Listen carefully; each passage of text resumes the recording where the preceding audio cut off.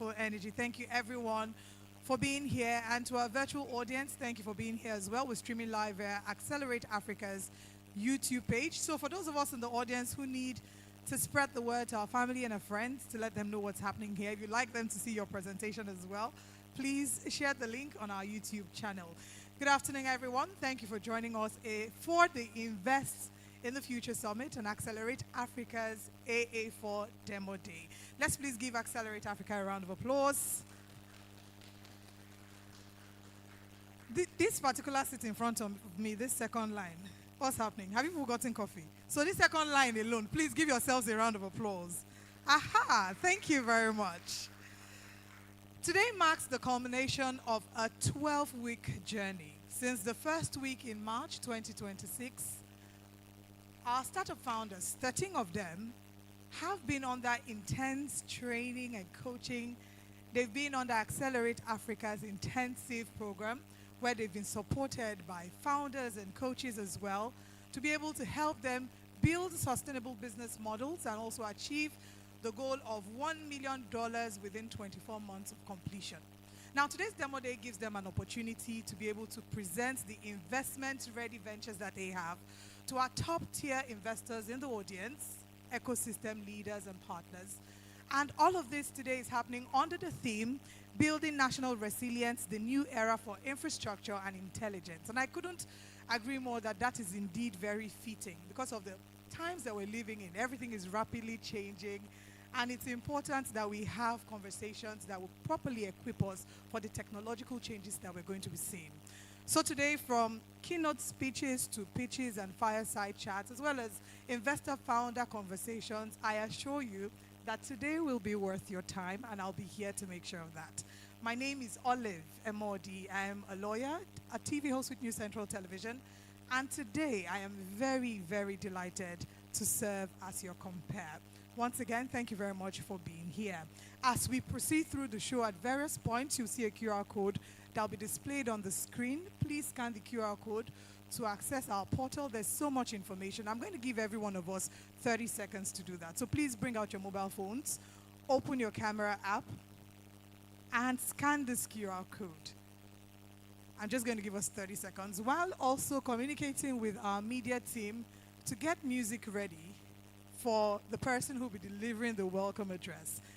One of the rules today would be that for most of the people who will be climbing this podium, you will be required to dance to the stage. So get ready. If you cannot dance, it's okay. You can meet me behind the hall. I'll coach you on 1 or 2 steps that can help you. Nothing too hard. You know, something very simple with steez. Or if you want to go hard, we're not complaining. Thank you very much for your cooperation.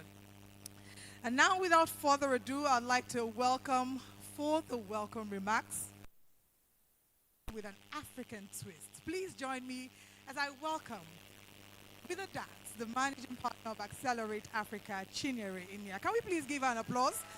Chinyere, we're supposed to dance. So can you please take 2 steps back? Media team, are we ready with any song for her? A good song. She's going to dance to the stage. If all our founders are going to dance, I think it's only fitting that she dances. All in favor of that, say aye. And the ayes have it. Are we ready with music? Thank you.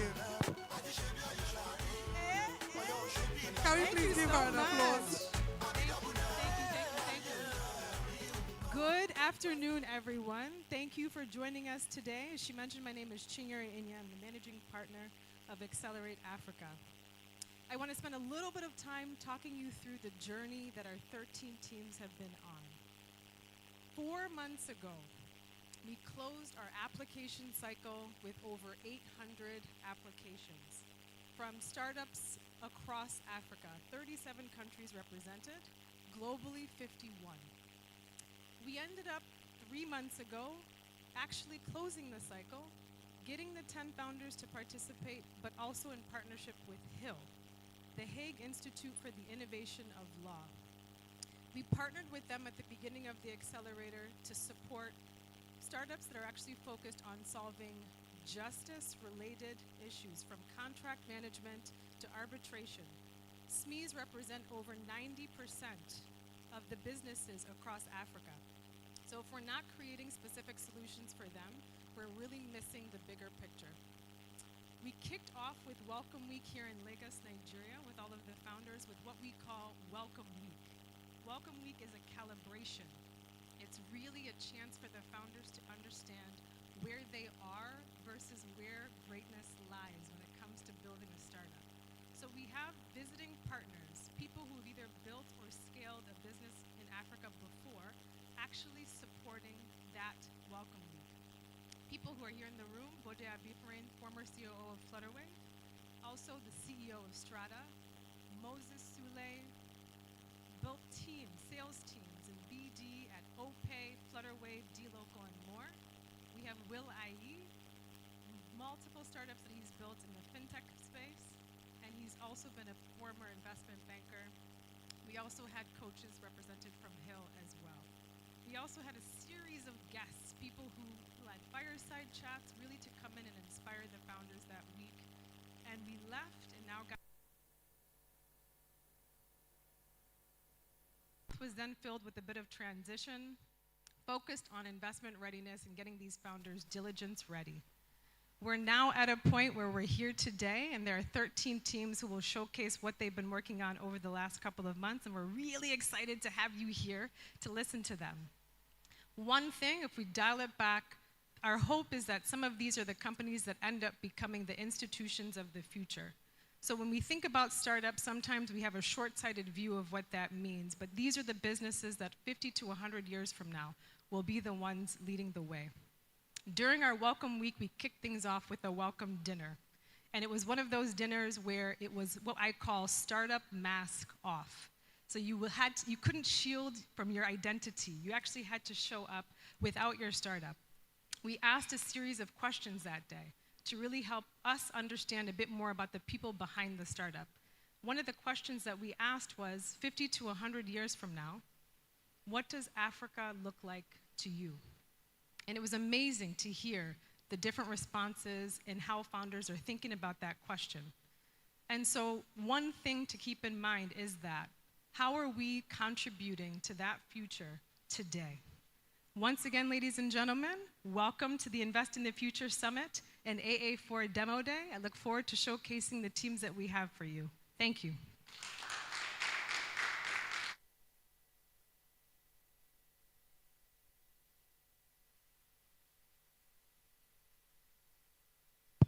What an excellent welcome. Thank you very much, Chinyere, for that. Can we give her another applause?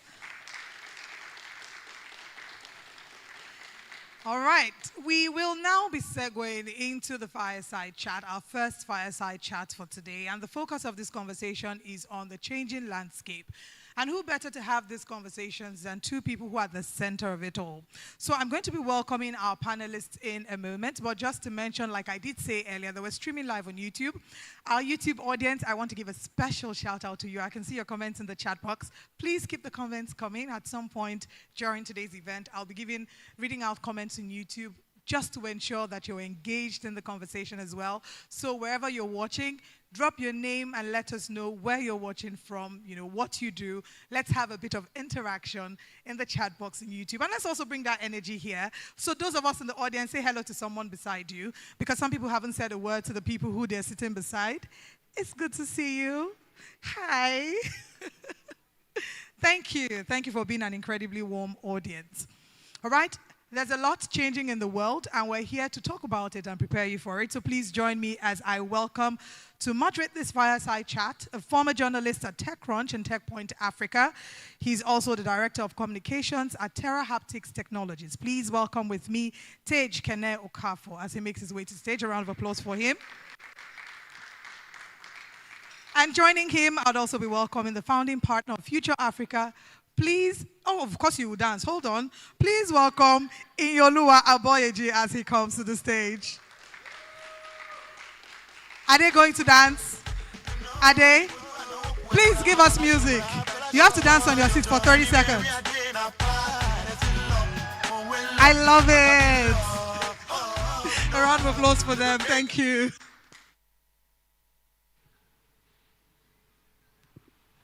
Good morning, guys. Good morning. Good morning. Have you guys eaten? Anyways, good morning. So my name is Tej Kene Okafor. Director of Communications at Terra Industries. I was a former journalist at TechCrunch and also TechPoint Africa. I'm glad to be here for the second time. I think I was at the first cohorts 2 years ago, and happy to be here again with my very good friend E. A round of applause for E, please, and the amazing work he's doing. E doesn't need any introduction, but I mean, if you want to tell the audience who you are, please feel free. Well, my job description always changes. So I think the last time I was here, I was a managing director of Accelerator, and then I got fired. And now Chire actually took 2 titles. One that she can disclose, and I don't know whether she's ready to disclose the other one. Okay, so she said she doesn't want to.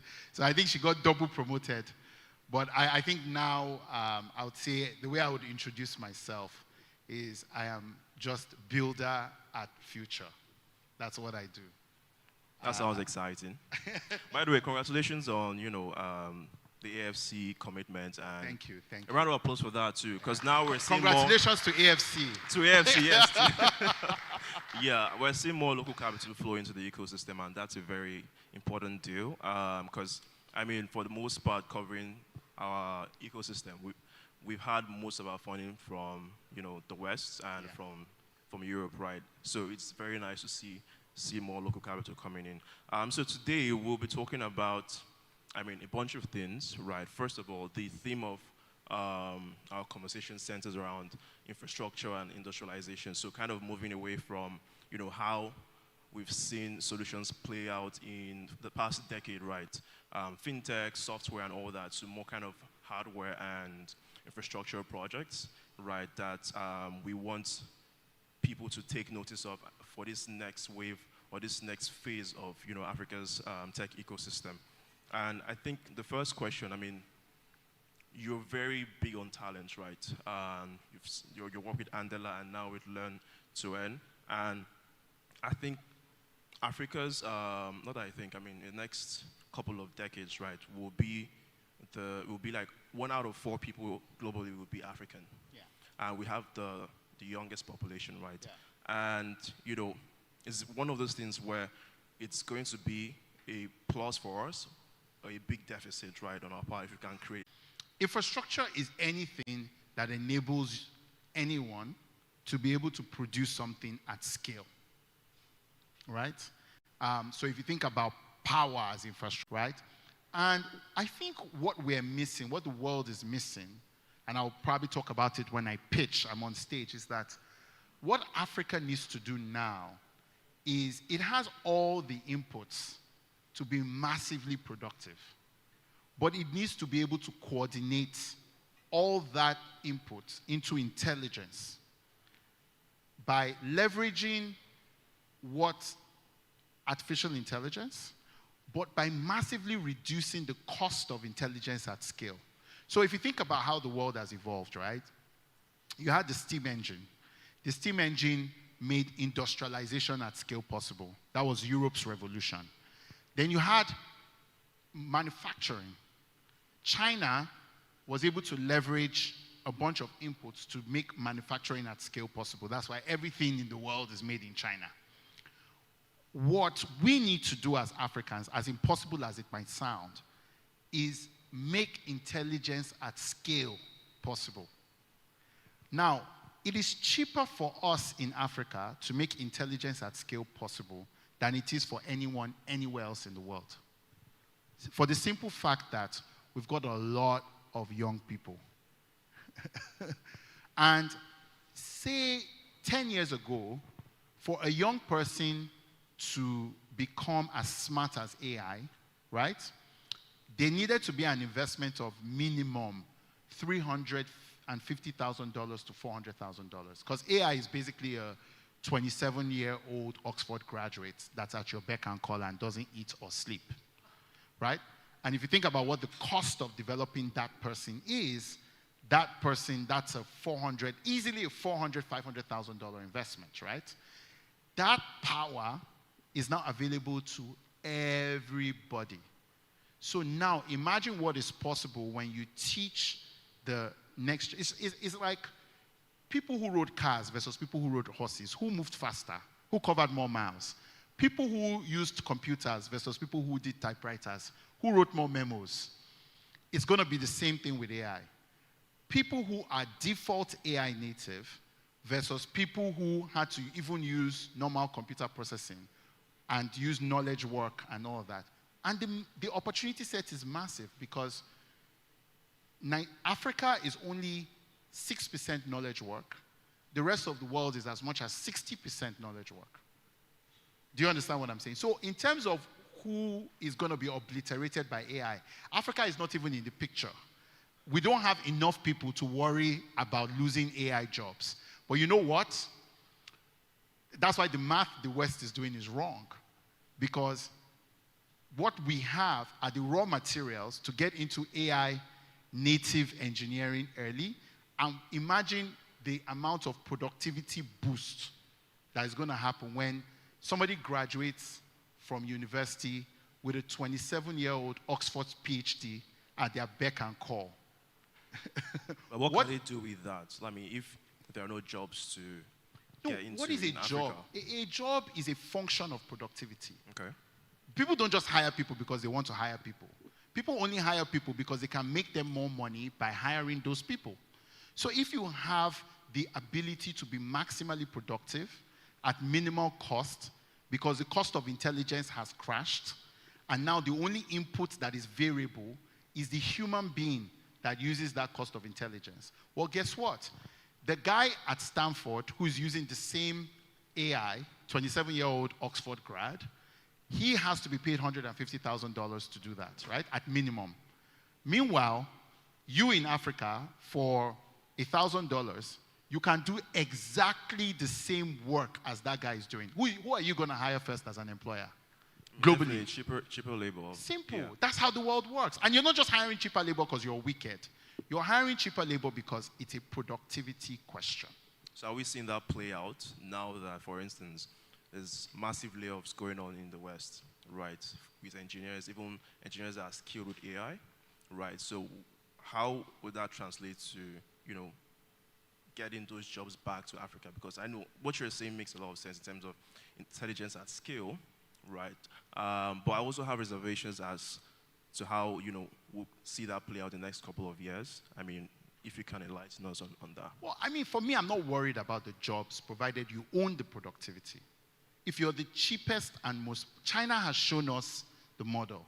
If you were worried about jobs for China in the 1970s, right? Because, manufacturing, dark factories, now you're not worried about it, right? Because at the end of the day, what has actually happened is now China needs more people to manufacture than less.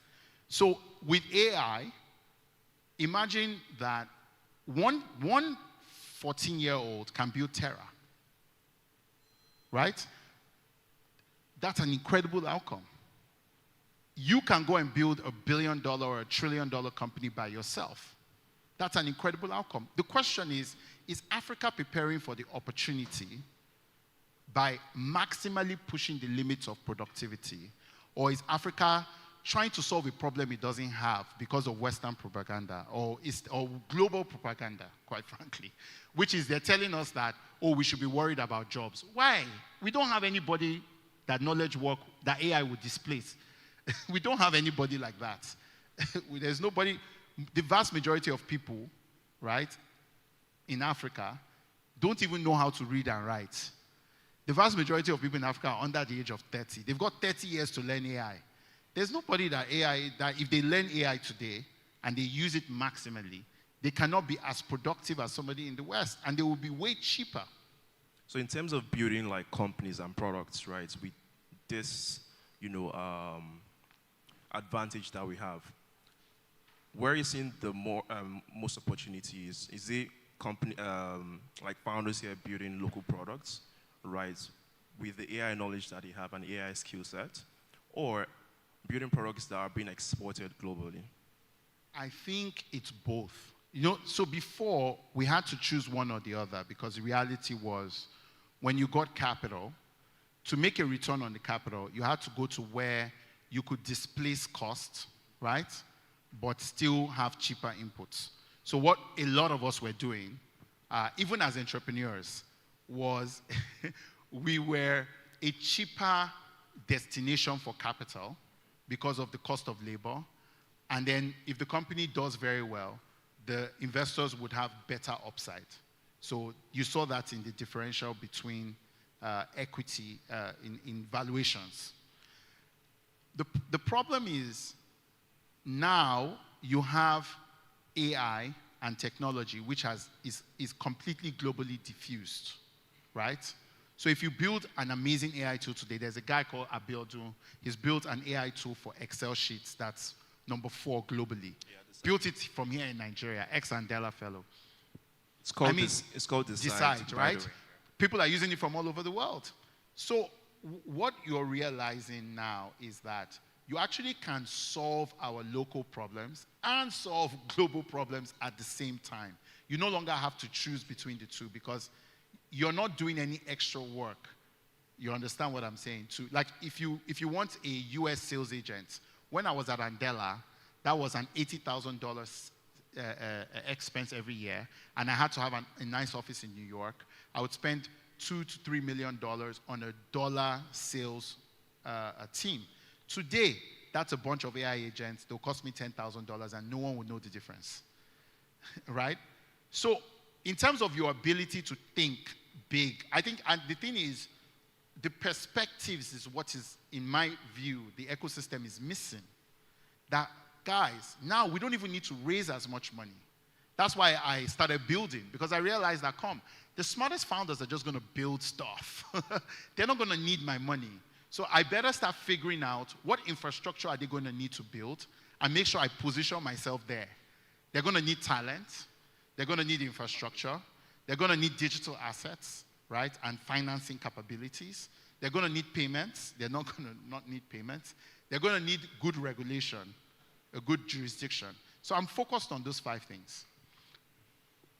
I'm glad you mentioned that because, I was going to ask about the infrastructure to make this scale, right? Because a country that came to mind, I think it's Estonia, or just in Eastern Europe, where we've seen, AI companies like Lovable, or I'm trying to remember the other company that has to do with voice.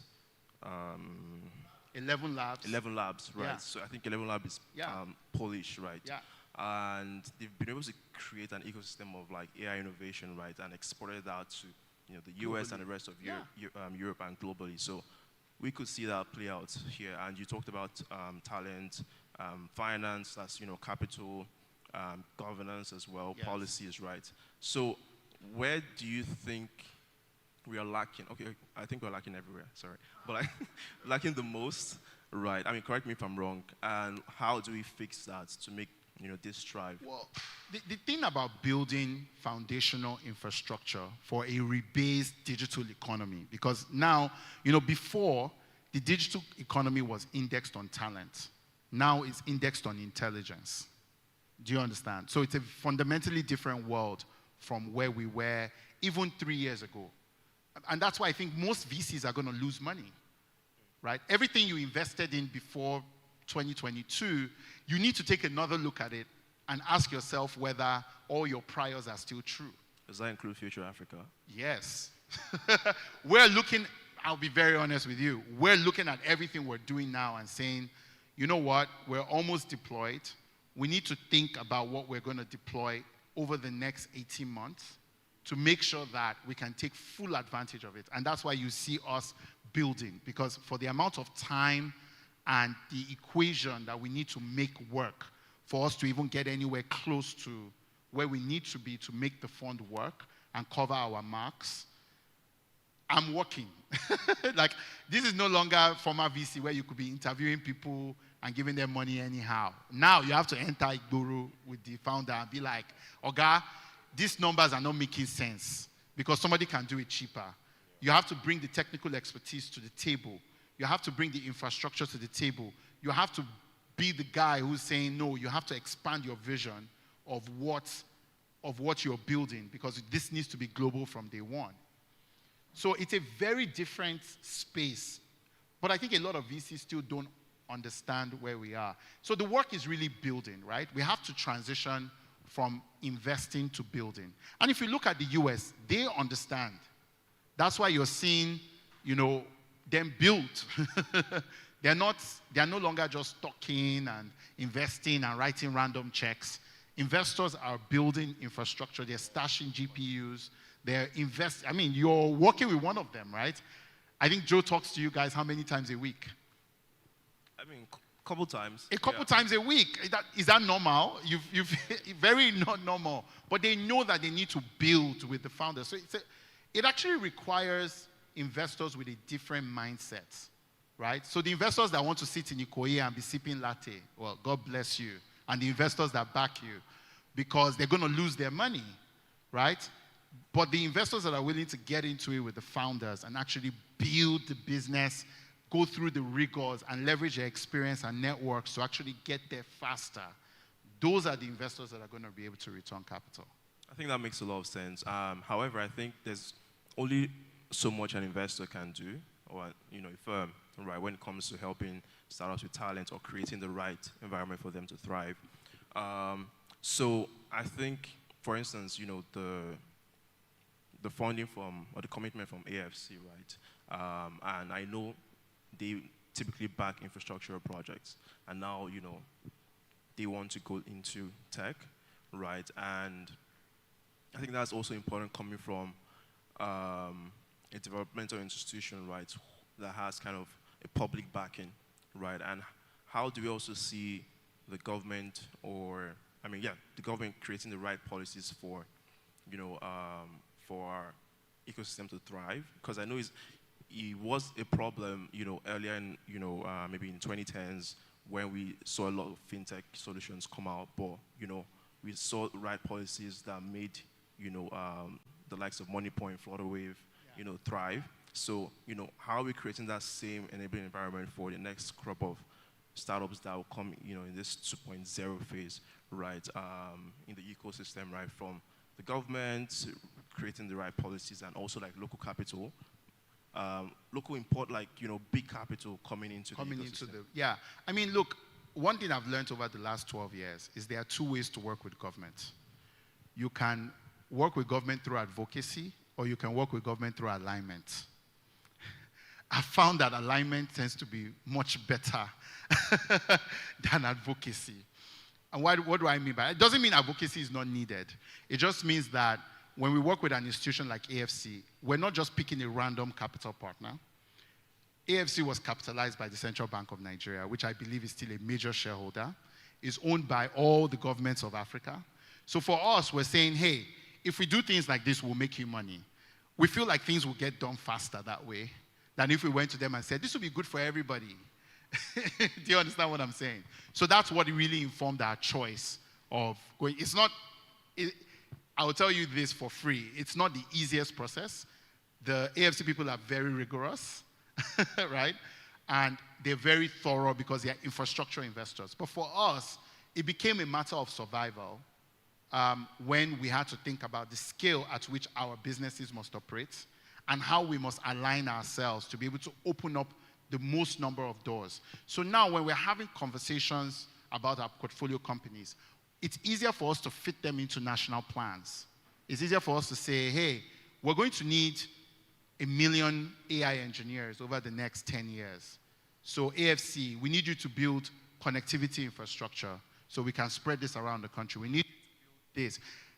Then they can say, oh, okay, well, since you need that, well, we're going to invest in this thing so that you can benefit from it. You see where I'm coming from? So I've done 12 years of advocacy. The best we got was a minister, right? Let's try the alignment route. Do you understand what I'm saying? And see whether we can actually move commercial needles by doing the right things that we know we need to move. In terms of alignment, you talked about how, for instance, you're looking at connectivity and AFC, investing in something in that area, right? What sectors in particular are you looking at in Future Africa? And, maybe an advice to other investors in the audience, right? Yeah.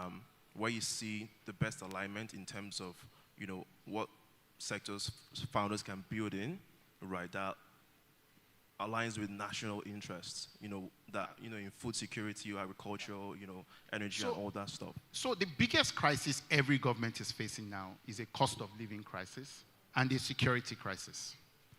That's the reality. Every government in Africa, those are their two biggest priorities. Because the reality is the cost of living crisis is a security crisis, because when people can't afford basics, they're pushed to crime, right? And that increases the cost of being able to survive. And then, it's a down cycle. What I'm advocating is that let's focus our attention on the basics, right? How do we get more productive people, right, so that they can have jobs? Because employers don't employ people on the basis of we want to employ. They employ people who can make them more money than they will take from them. An AI engineer will create eons more value than they would ever be able to even charge. Do you understand? Because they will be able to do a lot more with a lot less. So let's focus on jobs. Let's focus on food, right? We need to bring down the cost of food, right? We need to bring down the cost of housing, right? We need to bring down the cost of power. We need to, so for us, in terms of what we're focused on, we've left software and applications. Are you guys hearing? Right? If you're just building a software for the sake of building a software, you know what? All good. God bless you. There are other VCs that will back you. We're now talking about, look, how do we help government secure its borders without hiring more people, right? How do we keep our men out of harm's way? Because now warfare is autonomous, right? How do we provide the infrastructure for connectivity across the country and around the world? I mean, how do we export digital products? These are the things that are now our focus, and maybe a lot less fancy apps and stuff, we're not that concerned about those things anymore. We think there are a lot of VCs that can take care of that. All right, thanks a lot for that, E. So we've come to the end of this panel, and I hope, do we have questions? No? Unfortunately. We're out of time. Yeah.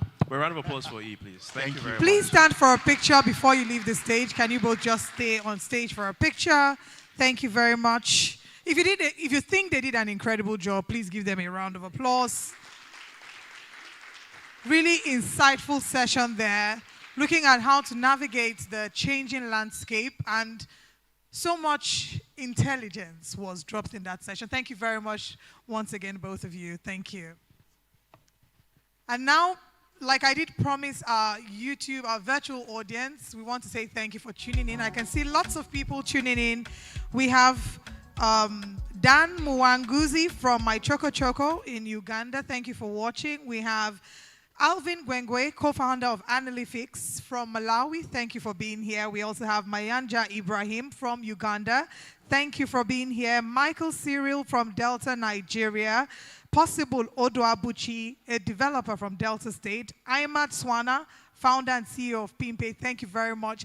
Please keep dropping your comments. Let us know your name, what you do, where you're watching from. And if during the course of our fireside chat or the presentation, anything stands out for you, drop a chat in the comment section on YouTube. Thank you once again to our virtual audience for being here. And now, before I move to the next session, I must mention that we have a portal, a portal that our investors and founders can access. So if you're watching us virtually, a QR code will be on your screen in a moment. Please scan the QR code and you can access so many incredible opportunities. While that panel session was happening, Tej Kene had asked Oluwa where people can invest in. And for angel investors looking to invest, there's so much potential, there's so much information on our platform that would help you in deciding that, all right? Okay, so it's time for pitching. Are you ready? No, the energy in the room is not giving like you are ready. Are you ready? So we're going to agree on something. A number of the people who are pitching here are business people. They are not trained public speakers, even though they have been trained, right?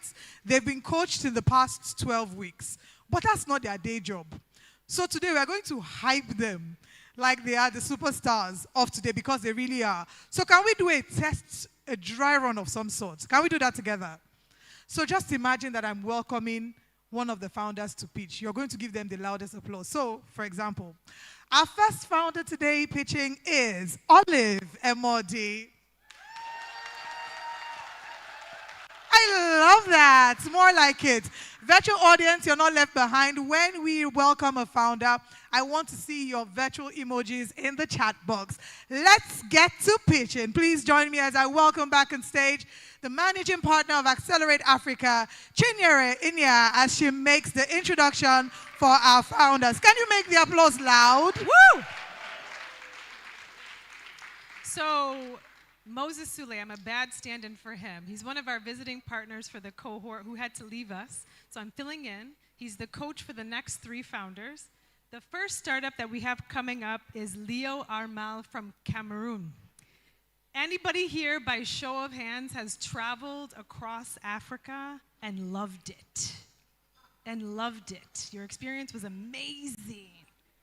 Okay. He is here to talk about how we can fix opportunities in business travel across the continent. Please join me in giving a round of applause to Leo Armal.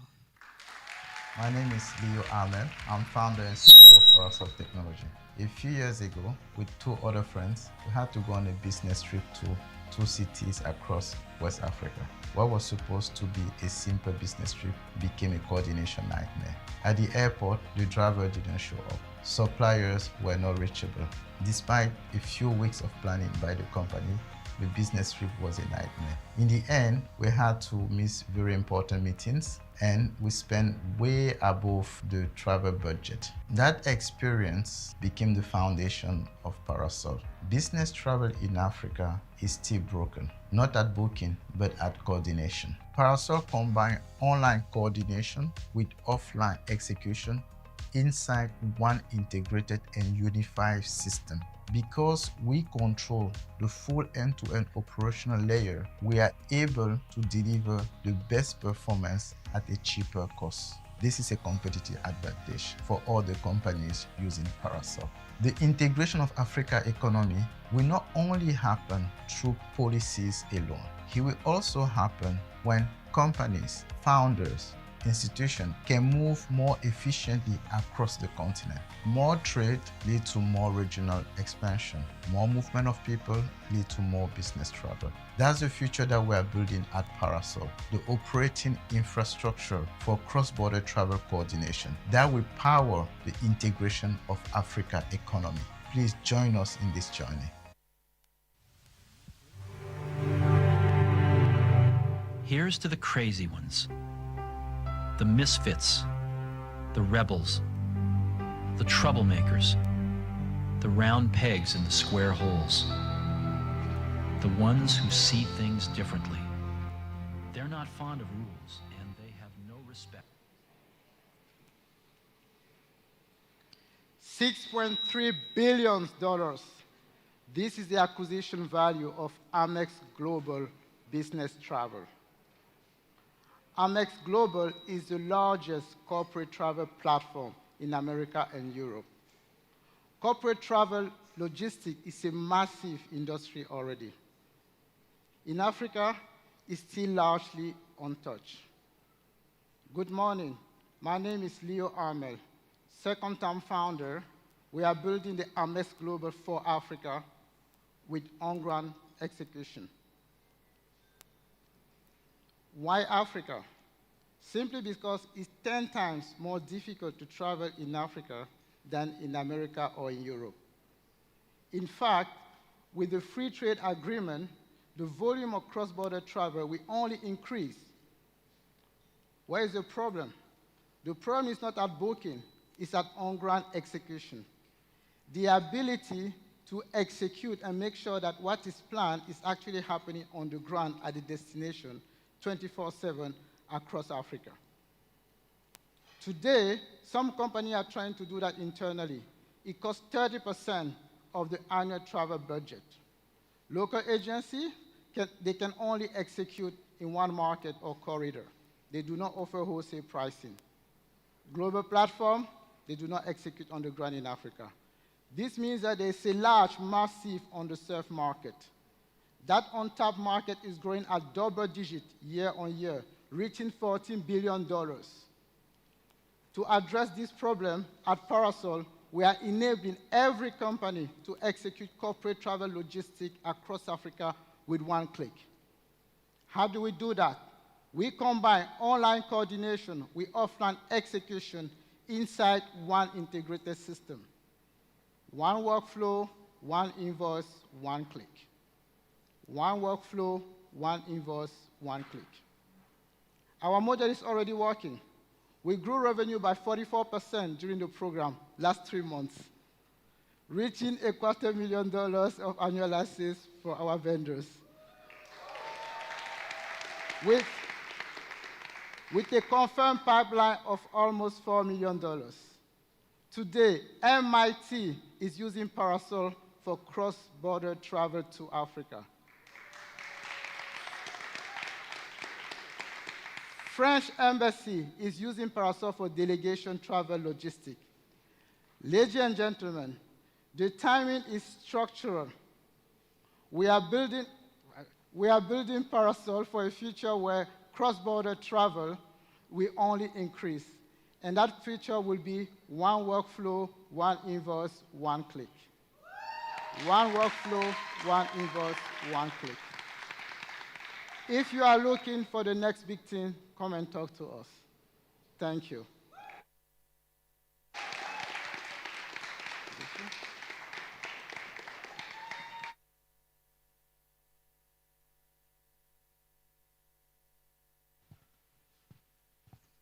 He's going to fix it. All the problems with business travel, he will fix them. So as we continue, the next founder, during our group sessions that we had every week with the CEOs, we'd spend a little bit of time just lifting up from the day-to-day. And he was one of the founders that always provided a lot of wisdom, insight, encouragement to the other CEOs in the group.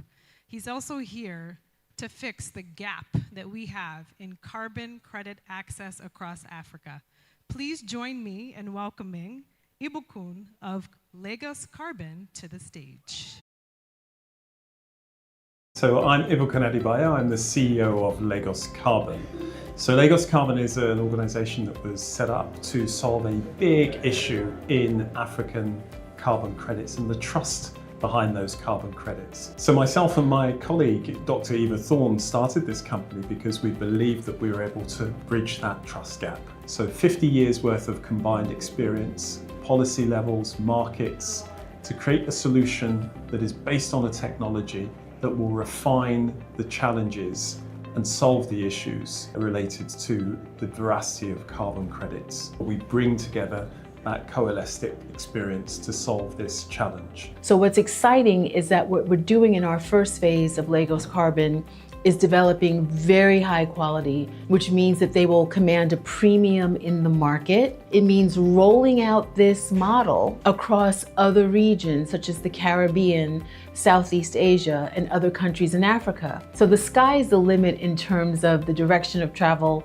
over the next 50 to 100 years in terms of generating revenue, generating a return for countries and emerging markets, and improving the outcomes of people so that we can truly have a just transition. So our solution builds trust through a technology and through a partnership that we've created with the Lagos State Government. But we believe very much that this solution will ensure that the finance is available in Africa more broadly to be able to solve some key existential challenges.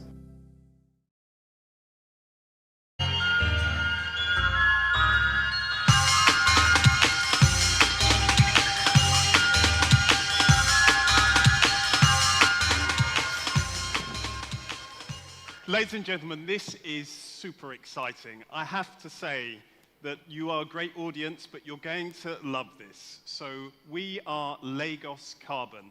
I'm going to mention to you two words: carbon credit. What's the first thing that comes to your mind? Possibly scam, possibly 419. The issue is one of trust. People do not believe the veracity of the projects.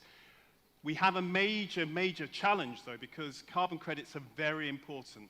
There is an exchange from the Western world to the developed world. High pollution creating an opportunity for climate finance and circularity. Carbon credits are very necessary. So why aren't we seeing the ability to build more projects in Africa? The reason is there is a huge discount based on that lack of trust. $2 for carbon credit from Africa, $50 from another country, $6 billion a year lost in revenue from this discount. This discount is also a challenge. We have in Nigeria the worst statistic. We are the #1 in the world for hospital mortalities based upon power failure. We could build hospitals with that additional money. So myself and my co-founder, Eva Thorne, we got together, we started to believe a dream. The dream was that our experiences, 18 years at the London Stock Exchange, mobilizing capital into Africa for renewable energy, Eva working in the office of the Prime Minister of the UK, former Prime Minister Tony Blair, also mobilizing African CEOs and global CEOs to really create challenges to the solution. So our dream was Lagos Carbon. 3 pillars we've built for Lagos Carbon. Can you imagine a company with a mandate to run the Lagos carbon market for 15 years? Yes, you can. It's Lagos Carbon, it's here. Can you imagine a dynamic technology that provides a full edition of the life cycle of a carbon credit that's created so you can see it when it started to when it was finished? Yes, you can. It's Lagos Carbon, it's here. And thirdly, do you see a methodology for Africa for verifying carbon credits where the government backs every single carbon credit that comes from that system? That's Lagos Carbon, it's here. We give an opportunity for a life cycle for all of our carbon credits. The government is behind us. The governor launched the market here in 2025, and we now have revenues in excess of 300,000 institutional investors with us as well.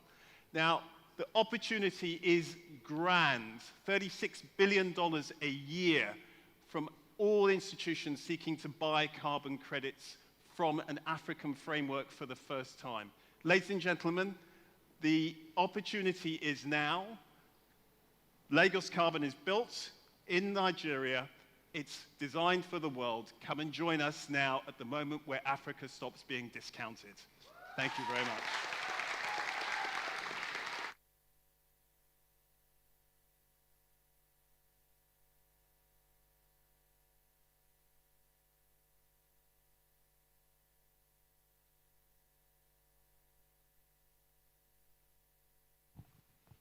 All right, so hopefully everybody's got a better understanding of carbon credits at this point. We're going to continue on to the next founder. This next founder, she's very calm, very cool, very collected. She's solving accounting. Accounting. How many people here enjoy accounting? Not many people do. Please join me in giving a warm welcome and round of applause for Times and Chineye, who is the COO. Times. My name is Chineye Ochem, co-founder and CEO at Times. We have an AI accountant called Adam, which helps businesses automate their accounting processes. So basically with Adam, you can just upload your bank statements, and with your bank statements, Adam will help you process all your transactions and help you generate your necessary financial reports. We started Times because we had a problem. In 2021, we built a fintech, and during that period, we had an accountant who was managing our books and was mostly using Excel for that process. And we wanted to use an accounting software because we wanted an accounting process that would be faster, smoother, easier to understand. So we built something in-house for the purpose that we needed it for. My co-founder is a technical guy. He's a software developer. We met when he started building the fintech startup. Then I was working in PwC. I'm a chartered accountant. He needed a finance person to work with. So he built the product, and he knew that as a tech person, he needed a finance person to like help out with building a fintech product. So that was how we started building together. I believe that in the next 50 to 100 years, we would be building AI accounting products in this space. We would have most of the businesses using our AI products, not just even business owners, but also accounting firms. We hope that most accounting firms globally would be using Adam to serve their customers and get value for their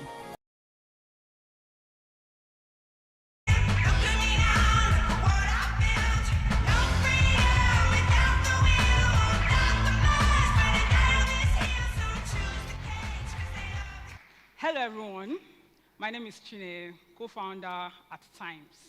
Times is your AI accounting agent. Let's be honest, accounting is a tedious process. Am I right? Imagine having your bank statements and you need to generate your financial reports. You take the statements, you edit it, you spend hours editing it, you upload it to your accounting software, you spend even more hours posting these transactions before you finally get your financial report. Now imagine having to do this every month. This process is manual, repetitive, and very time-consuming. I know I'm an accountant. And this is the problem we are solving at Times. Unlike an accounting software that expects you to do the work, Times does the work for you. Our solution is very simple. Statements in, books out. Statements in, books out. You pick your statements, upload it to Times, Times processes it for you, and gives you your financial reports. Our business model is very straightforward. We partner with firms who white label Times and use it to manage the books of their clients. One firm manages the books of over 100 businesses, and one firm pays us between $10,000 to $30,000 in annual subscription. This is a massive market.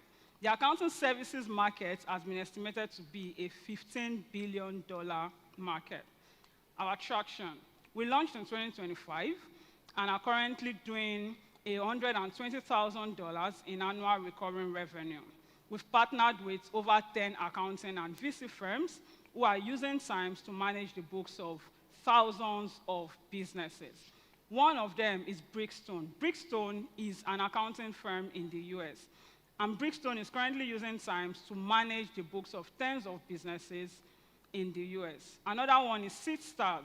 SeedStars is a VC firm, and they are currently using Times to manage the books of over 4,000 businesses across Africa. The team. This amazing company is being built by a seasoned software developer with over 10 years experience building software products for companies like Paga, and myself, an experienced chartered accountant with over 10 years experience working with firms like PwC and BDO. We are very excited about what we are building at Times because Times is the future of accounting. Join us as we work towards our goal of achieving $1 million in revenue in 2027. Thank you.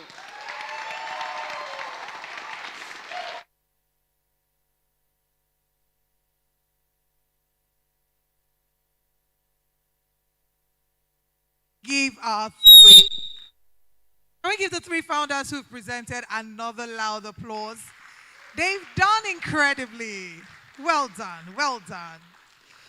All right, we're about to take things a notch higher, but we're going to just pause with the pitching to present our next fireside chat. And just to mention to our speaker, who wasn't here at the time when we're setting the ground rules, the ground rule is that anyone who's coming to the stage has to do a dance. All in favor say aye. And the ayes have it because our speaker was not here. I can see her a little nervous. We're going to be looking at how to scale in the age of AI. And to navigate and moderate this conversation for us, welcome once again the very extraordinary, incredible managing partner of Accelerate Africa, who will be moderating this session for us. Please welcome Chinyere Inya as she comes back on stage.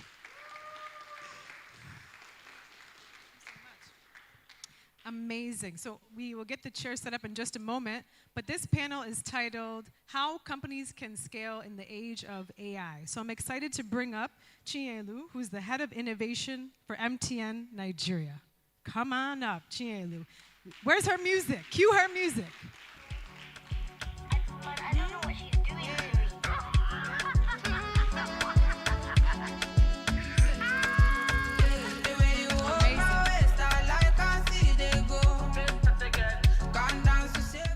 Awesome. So we know AI is the latest rage in conversation, but I think that part of what we want to do in this is make the conversation a little bit practical about how organizations like MTN are actually supporting the startup ecosystem as they think about how to build in the age of AI. So why don't you just introduce yourself a little bit for the group? You know, we've been spending the last couple of months in various conversations, but just share a little bit about innovation, share a little bit about MTN, and a bit about what you do. Okay, thank you, Chinyere, and hello, everyone. Very delighted to be here today. I mean, it's been an interesting few minutes that I've been sitting here, and it's even more interesting that we are speaking about AI because some of the pitches that I've heard, even just sitting down here for a few minutes, are all AI-driven. And that goes to show us the power that artificial intelligence has in the business of today. So I am Chinyelu Chikwendu. I lead innovation for MTN Nigeria. My team supports the business to drive innovation-led growth. And this is really about driving digital transformation, of which AI is an essential part of it. And it's also about partnering with the ecosystem. So we have realized, especially as we are transitioning from a core telco to a tech co, with all of the digital platforms that we have realized as a business that one of the fastest way to grow is to support the ecosystem to grow. And my team is in the front line driving that. So we have been very visible in the tech ecosystem, recently, speaking to startups, supporting startups to see how they can ride on MTN's very large asset base to grow. We all know that MTN is the biggest telecoms company in Africa right now. MTN Nigeria has over 80 million subscribers, and we have a whole lot of assets in terms of our network, the data, customer data, and the customer information that we have. And we are saying, as a business, how can we co-create solutions with the tech ecosystem so that we can all grow together? There's huge, huge, huge opportunities in the market. And yeah, my team is really trying to see how we can partner with the different companies to drive these growths together. Yeah, so Chinyere, that's me, and that's what we do. Thank you for that. And so part of what we've been discussing are, especially with Accelerate Africa, how we can evolve our model to actually have corporate partners like MTN align with us for each of the cohorts going forward. And so can you share a little bit more about how practically MTN actually works with startups and some of the initiatives that you have? And just share a little bit more with the group so that they can practically understand, how you focus in that space. All right, brilliant.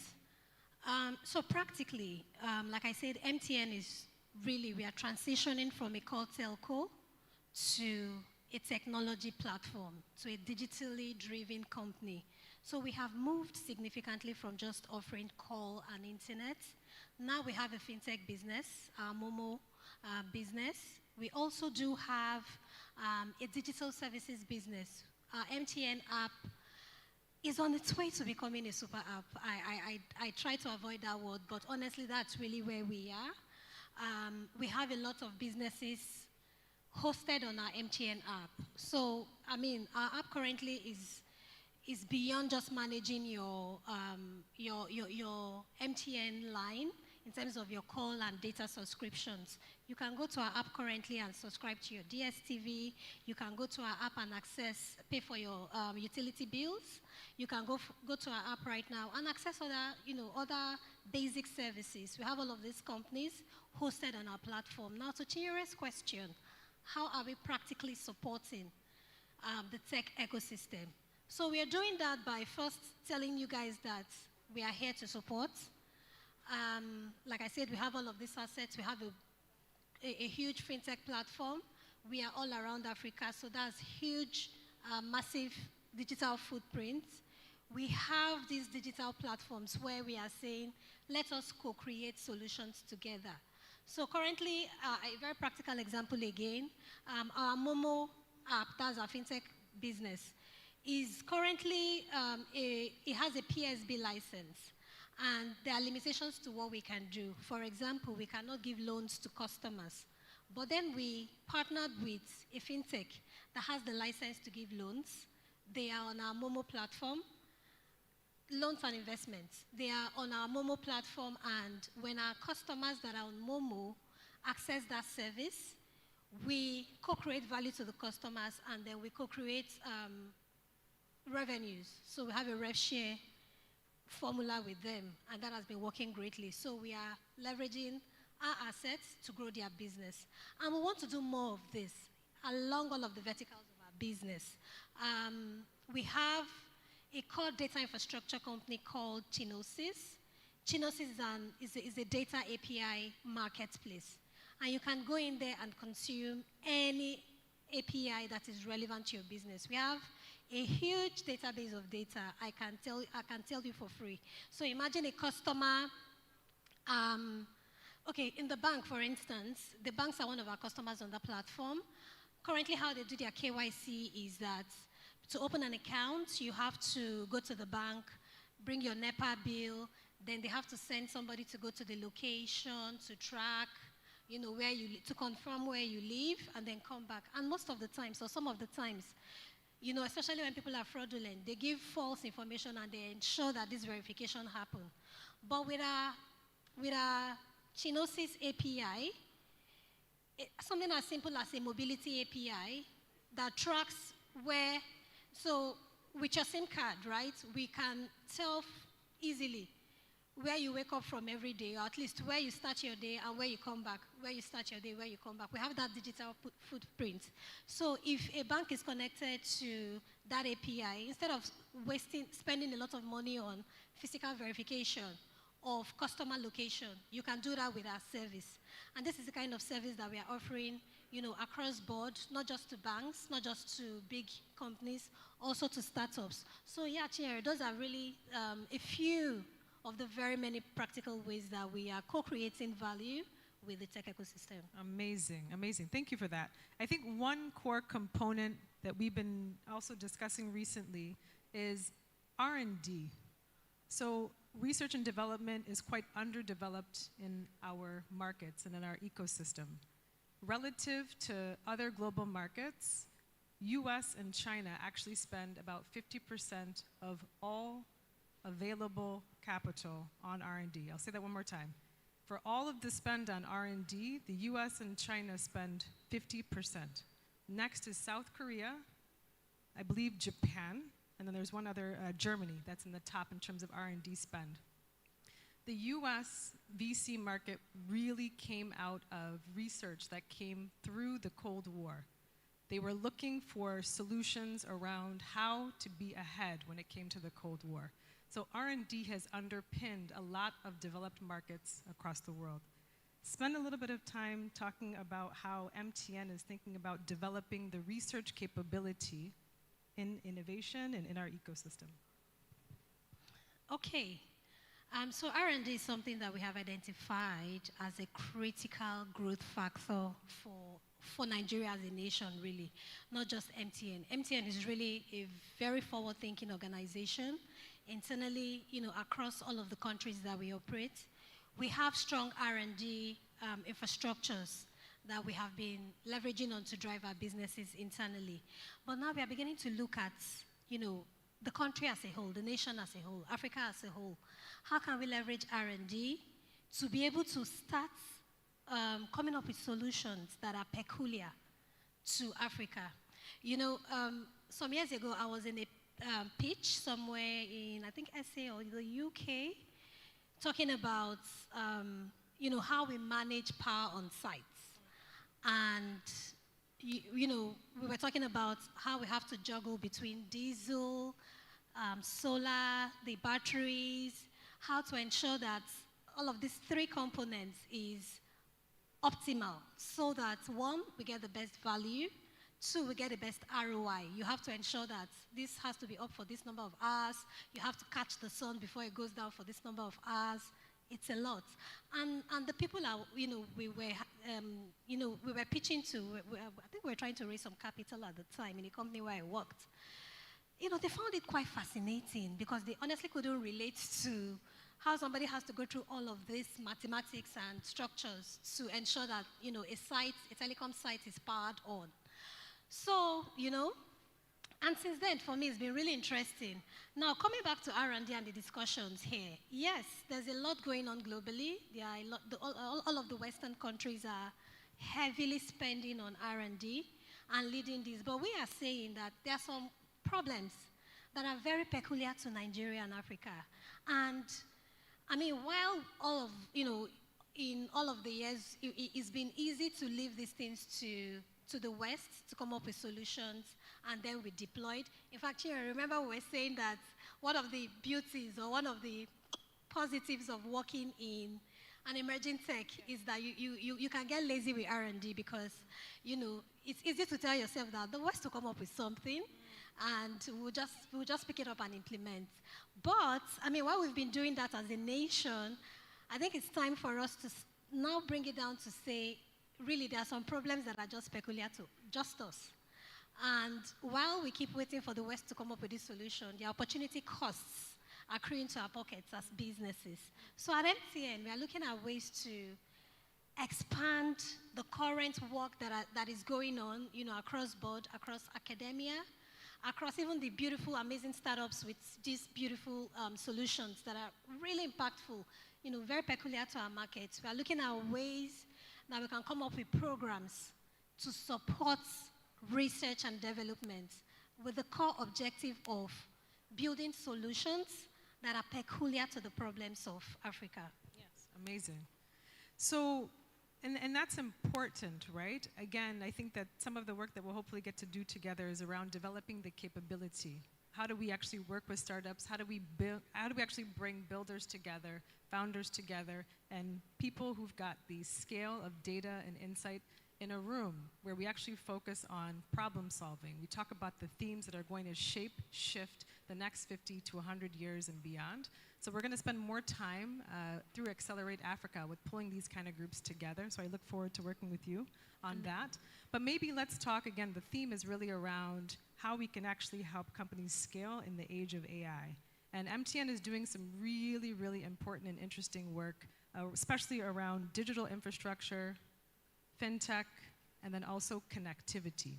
So why don't you just spend a little bit of time talking about Ambition 2030 and some of the initiatives and goals you have in connection to that. Okay, MTN's Ambition 2030, it's a new strategic plan or roadmap that would get us to our next phase of growth from now till the year 2030. And we are looking at this growth in three buckets: connectivity, financial tech business, our fintech business, and the digital assets. Now, on the connectivity side, so we are taking data and voice calls to a whole new level. We are looking at ways that we can work with people, with startups, with companies that are building parallel solutions that we can integrate to, to drive shared value. So we want to, as much as possible, leverage technology, leverage artificial intelligence to first create excellent customer experience, two, drive new business revenues. And this is me saying that as startups here, if you have solutions along any of these lines, please feel free to reach out to me, reach out to my team. Here in Nigeria, we are driving that. I've spoken about our Momo business. It's our fintech business, and again, we are scaling. I have spoken practically about how we are already even working with startups to ensure that we offer expanded services to our customer base. So MTN, like I said, we have 88 million customers steady on our network, and we are saying to the ecosystem, we can give you access to these customers when you have products that are very connected to what we're doing. We can co-create value for these 88 million people in a way that we can both get the benefits. So that's for our fintech business. And then the last, which is our digital business, again, is around all of the non-core telecoms, all of the non-fintech businesses. So everything around digital platforms. I have spoken about our My MTN app and how we are building or growing into a super app where we have as many startups integrated. And I have also spoken about our Chinosis, which is our API market data place, where any business, as far as you are a business leveraging tech for your growth, you can find relevant APIs that can help you support your growth through our digital platforms. And maybe double clicking a little bit or just talking a bit more about the data play. So oftentimes as a startup, you're actually generating a lot of insight and a lot of information. I mean, we have one of our startups that you'll see later today where they're supporting market women, and the insight and information that they can actually derive from the number of customers that they're working with is actually pretty incredible. So can you spend a little bit of time actually talking about Chinosis? Because at the scale of an MTN, the kind of data you have access to, I mean, she was alluding to it earlier. I don't know if you caught it, but from when you wake up and you make your first purchase and you make your first movement to when you end your day, they have a lot of data about you. But tell us a little bit about how you think about data, how you think about monetization, and it can also give some insight and wisdom for the founders who think about or who have tons of data that they're also sitting on that they might not actually be monetizing. All right. I'm trying to think of another very practical solution that we have out there in terms of how our Chinosis is supporting businesses. So last year, we had an accelerator program, our cloud accelerator program, where MTN selected 20 fast-scaling startups to help support their next phase of growth. And one of the startups there is also a fintech company that is into debt recovery. So they have a platform where they help credit organizations, bank, and other fintechs to leverage technology to chase debtors that has refused to pay. And they were very, very fascinated when they saw the level of information or data assets that our Chinosis API can give to them that can help them solve this problem. So currently, yes, they are leveraging technology with things like the basic National Identity Services, database. But we are giving very real-time information. So, I mean, when you want to get your NIN card, e.g., because they are integrated to the NIN platform, I think. So, for them, at least they have, to a very good extent, they have your name, they have your address, they have your thumbprints, they have all of those basic information. So they were really, really impressed with the fact that on top of all of these levels of information and data that they have, we can give them extra validation by providing very real-time information about these customers. And that startup has, in fact, they speedily, integrated into Chinosis, and they are now managing that debt recovery business with our platform, because they have more accurate information to provide services to their clients. So this is an example. And again, I say, there is a lot of data that MTN is sitting on. And I mean, you can just go to our Chinosis platform right now, www.chinosis.com, or just Google Chinosis, to get access to it. We have some APIs already live, and we are building more and more APIs. So again, if you are a startup, you are in need of this sort of service, there's an email address there, there's a phone number, just reach out, and we are ready to even customize services to suit your business, because again, the business is just starting, and we are really just scratching the surface, right? So there's a lot more APIs that will come on board, and we are so happy to work with the startups, the tech startups that are currently building, to come up with more and more of these relevant APIs that can help you achieve the kind of growth that you're looking to achieve. So thank you for that. As we think about just even your own personal thoughts, ideas around AI, there's a lot changing. There's a lot shifting, and sometimes it can feel really hard to keep up with all of the latest things happening in the world. So maybe just give the group a little bit of reflection about how are you thinking about AI? How are you preparing yourself? How are you trying to stay ahead of the curve, given the amount that's changing in the world today? Okay, I'll approach this as a person first, and then in my role in MTN. So first of all, see, AI is here to stay, guys. There's nothing, we can't wish it away. We can't even say that, I mean, I've been seeing some funny posts on Twitter and all sometimes. You know, people will say, okay, the amount of tokens needed for this AI would exceed the amount they were paying people. I've seen people saying that, oh yes, it will hallucinate, it will fail. See, the people building are building better every single day. There's something new coming up every day in this AI space to enhance what currently exists. So please have it at the back of your mind, first of all, that AI is here to stay. Two, I don't like I like to keep it very, very clear and simple. If you're not careful, AI will come for your job, and that's just a reality. Big techs are already laying off, and the core reason is AI. AI is taking over jobs, and it will continue to do that. So as a person, what can we first do? First, look at, take an evaluation of the work that you do, and AI's impactability on that role and on that job. There's a lot of resources online. Even just going to basic ChatGPT, throw in your role and ask AI, hey AI, how do you see this role evolving in the next year to 5 in this age of AI? And it will practically tell you, one, if your role is going to be relevant, two, what you can start doing. So if it's going to be relevant, you need to enhance however you're currently operating using AI tools. So you start getting familiar with it, start training. And if it's not going to be relevant, start asking yourself, what else can I be good at? And this is just on a personal level. Now, taking it back to the work that I do, MTN is heavily investing in AI currently. Right now, our chatbot, Ziggy, our customer experience chatbot, Ziggy, which you can access on the website, on the My MTN app. Ziggy is fully AI-driven. Ziggy can speak to you. Ziggy already has all of your database, so you can speak to me as a customer, Chikwendu, that has an MTN SIM. It knows all of my recharge history. It knows all of my everything.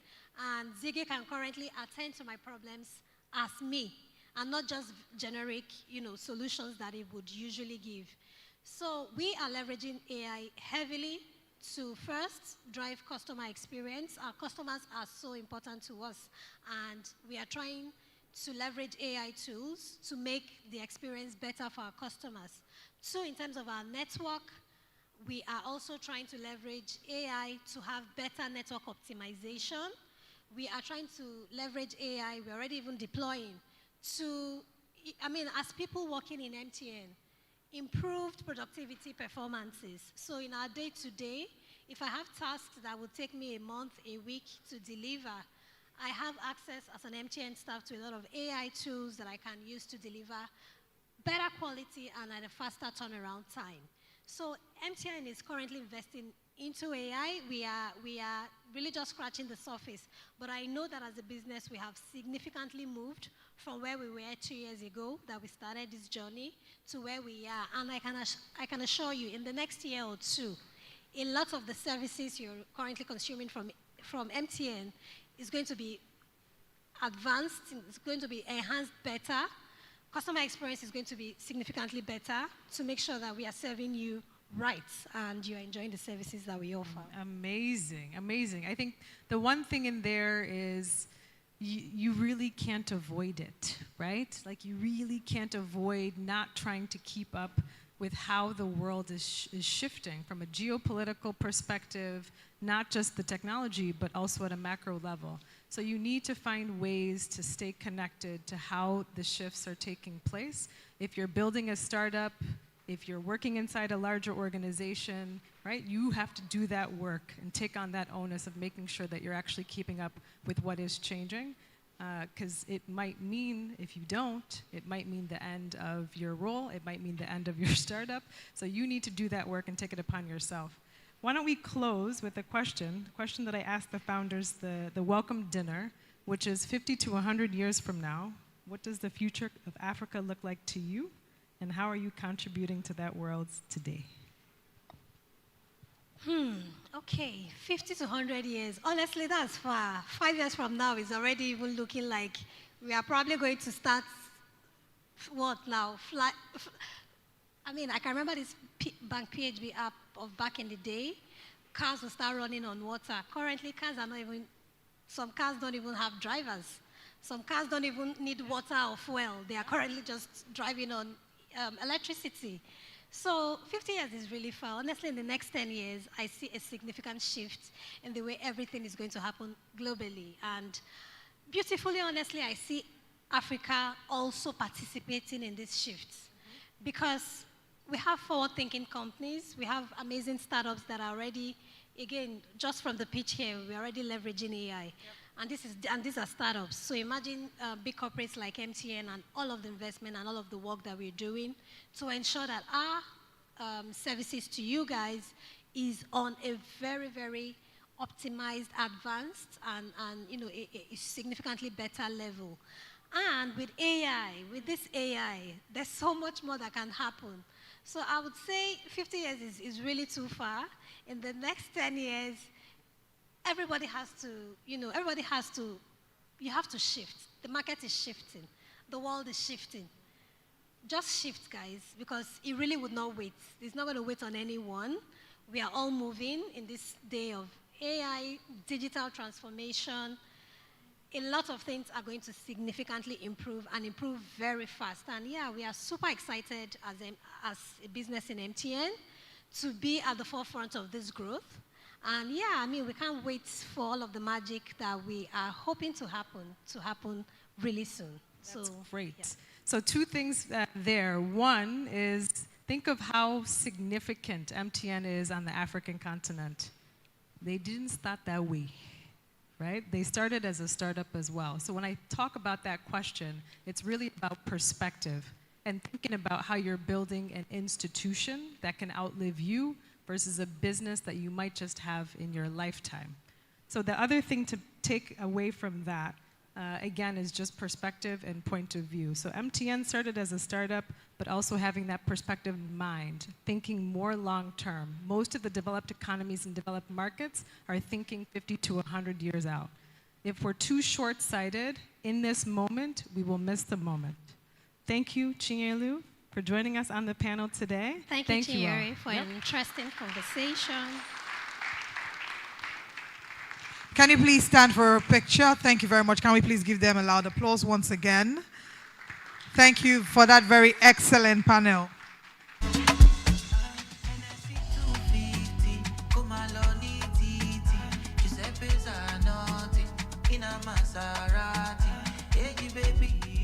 Now, I'd like to mention that if you found any of the founders that have caught your eye, you don't need to wait till the end of the event.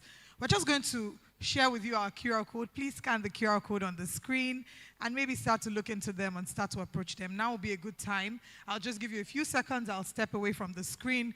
If there are any founders that are catching your eye at the moment, please make sure you scan this QR code so that you get to, have a conversation with them. All right. Thank you very much, and I hope our virtual audience is scanning as well. Whilst today forms the finale for a journey that began 12 weeks ago, today is also the finale for another group of people who have been waiting earnestly for the outcome of something that will happen today. Can I please ask the media team to please play something for us?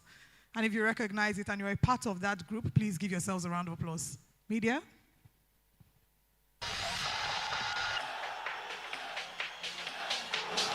If you belong to or you support PSG, please give yourselves a round of applause. Okay, I'll rephrase that. If you're rooting for PSG to win tonight, please give yourselves a round of applause. I know some of the Arsenal haters are in the audience, right? You're rooting for PSG, so Chelsea, Man U, which one? You're Liverpool. All right. Okay, fingers crossed. Let's see if PSG will do the work for you. And now, if you are in North London forever, if you belong to Arsenal, make some noise. Special dedication to all the Arsenal fans in the house.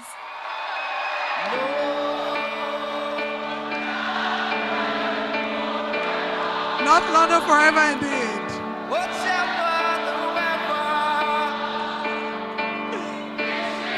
See the passion she's singing with. I love it. Oh. So is it safe to say congratulations to Arsenal yet? Okay. Thank you very much, media team, for that. To our virtual audience, let us know what team you're supporting in the chat box. Are you team PSG? Are you team Arsenal? Or are you team anti-Arsenal? Because some people are not really PSG, but they're just anti-Arsenal. Arsenal has really worked hard. So don't you think that they deserve some form of win, some form of celebration? Mind you, I'm not an Arsenal fan, but I mean, it is what it is. It's time for us to have the second set of pitches. So please, a round of applause for the next set of founders. Can we give them a loud applause? Thank you. And to present the next set of founders, please join me as I welcome the country rep in Nigeria for the Hague Institute for the Innovation of Law. Please welcome Dr. Ijoma Nwafo as she makes her way to the stage. Can we please make the applause loud? Dr. Ijoma Nwafo, you know what? I like it. Media team, can we have music? Dr. Ijoma Nwafo is going to dance to the stage. Look at the color of what she's wearing. Is that prophetic? It's not red. All right, are we ready? Over to you, media team.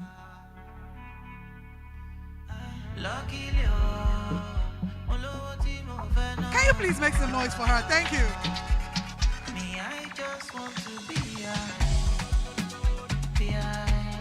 Okay. Thank you. Again, I'm the country representative for the Hague Institute for Innovation of Law. I just wanted to take a few seconds to tell you a little bit about how we got here. We are the people-centered justice people. So we believe that justice can be delivered through innovations. And those innovations can only happen if we support startups and innovations and innovators within the justice sector. Most of you don't realize that justice is beyond legal terms. It is a commodity that we recognize that both SMEs and people need. And so it was exciting to have this partnership with Accelerate Africa for this cohort. It is my pleasure and my honor to introduce the next batch of founders. The first one is GOSAR.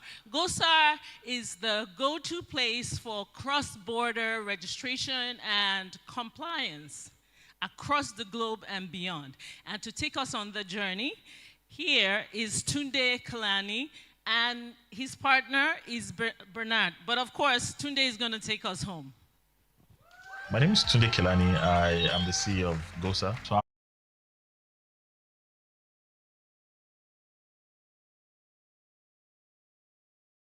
My name is Tunde Kelani. I am the CEO of GOSAR. So I've run several startups, and I think one of the one I ran, Dada, we're into data aggregation and all of that. We had customers in Kenya, we had customers in Rwanda, we had customers in Egypt who were calling us, say they wanted to use our infrastructure, and we could not move to this market. Why? Number one, there was even no way we could get licensed to operate in this market. There was also no way we could get our money from them. Bernard and I used to be colleagues. When I started reading out some of the issues, I faced, and then also the current issue we're facing, working in that company in terms of moving from one country to another, because, we're literally managing the whole affairs in Nigeria and some other West African countries. And so it made sense that someone needs to step in to solve this. Having worked in legal compliance across different borders, handling regulatory compliance for companies and businesses across Africa and even, say, globally as well, it's more or less, it just became a very natural partnership for us to do and come together and solve for this problem. The next 100 years, one of the things we're looking at is to be that infrastructure support for emerging market expansion. We want to be able to aggregate all of these markets, and on our platform, you can just come in and be able to, incorporate, get license if you need licensing, and collect money. While the founders build and try to focus on scaling their business, we are there providing the infrastructure needed to help you scale, to help you put your mind at rest while we spread your good news across different jurisdictions for you.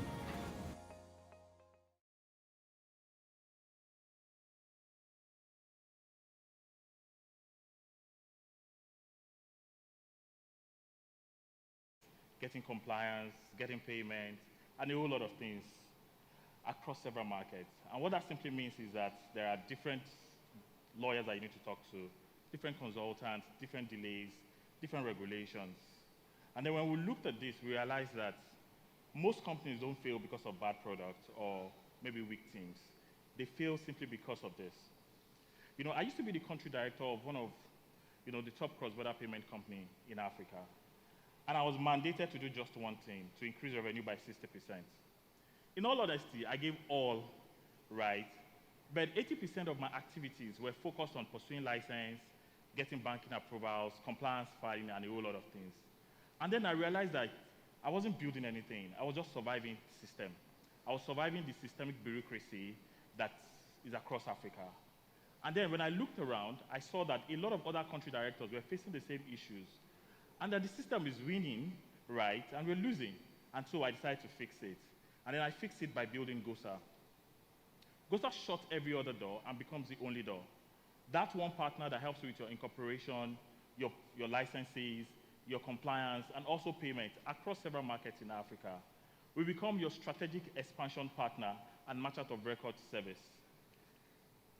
And we have grown across several countries. We have helped a lot we've helped a lot of companies to expand across several African countries, and some other companies to expand to North America, United States of America, and also across Europe. Since we launched in January, we've done about $400,000 in GTV and about $190,000. We've also helped 30 customers to move to different African countries. And the reality is, now that we have scaled this and this is working, we have decided to launch our merchant of record. Since we have the infrastructure layer to expand across Africa, we're launching our MOR services that allows you to collect payment without necessarily setting up local entities. So what that means is that we help with your chargebacks, your refund, your payment, and compliance. And we also carry all the old legal liabilities, while you just keep your product, your brand, your name, and just keep selling. And then we manage the whole legal compliance complexity. The truth of the matter is, we didn't read this from a report. We are actually part of this. We've experienced this systemic failure, and we've decided to build. I am Tunde Kelani. I'm the CEO, ex-NALA, CrowdForce, Trival Greek, OKI. My co-founder is also a regulatory lawyer who has worked with quite a number of fintech and cross-border payments across the African continent. And we also have Shegun, who is an ex-Paystack working as a product specialist. Today, Africa is open thanks to the AFC FTA Act unifying 54 windows together. GOSA is building that infrastructure layer to expand across Africa. Please do join us and let's have a conversation. Thank you so much.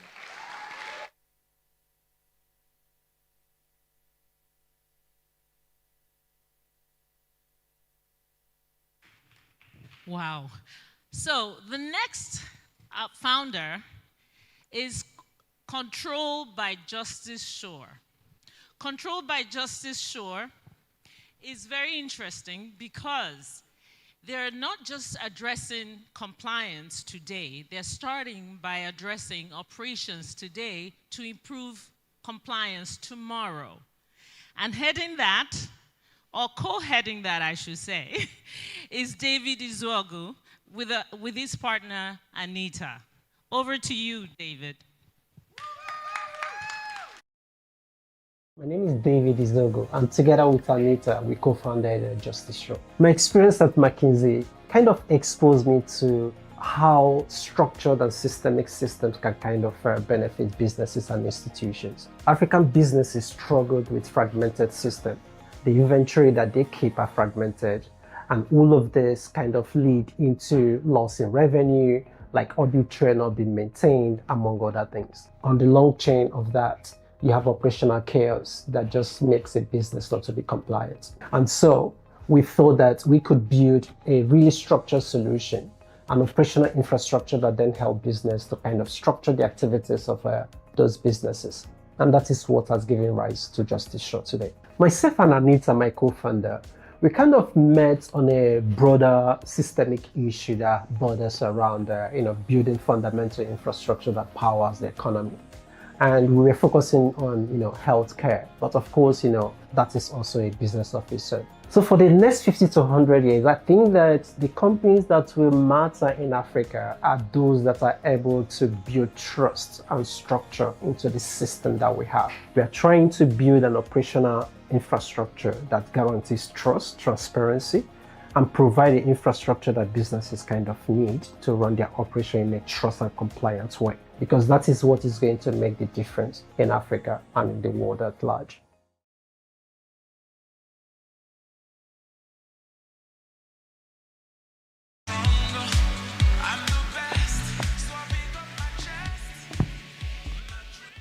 All right, before I get started, I just wanted to share.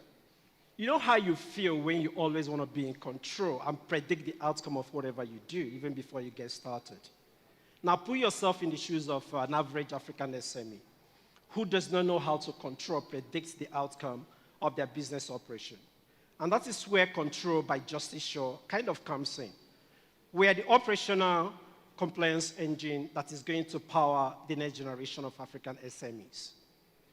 What we are building is the business operating system for SMEs, where cash flow and compliance will be in a loop instead of being treated as different systems. My name is David Izogo. I'm an ex-McKinsey, Cambridge PhD, and the co-founder of Justice Show. So today, I'm going to be sharing the over a decade of experience that I have building, operating, and supporting businesses across Africa and globally.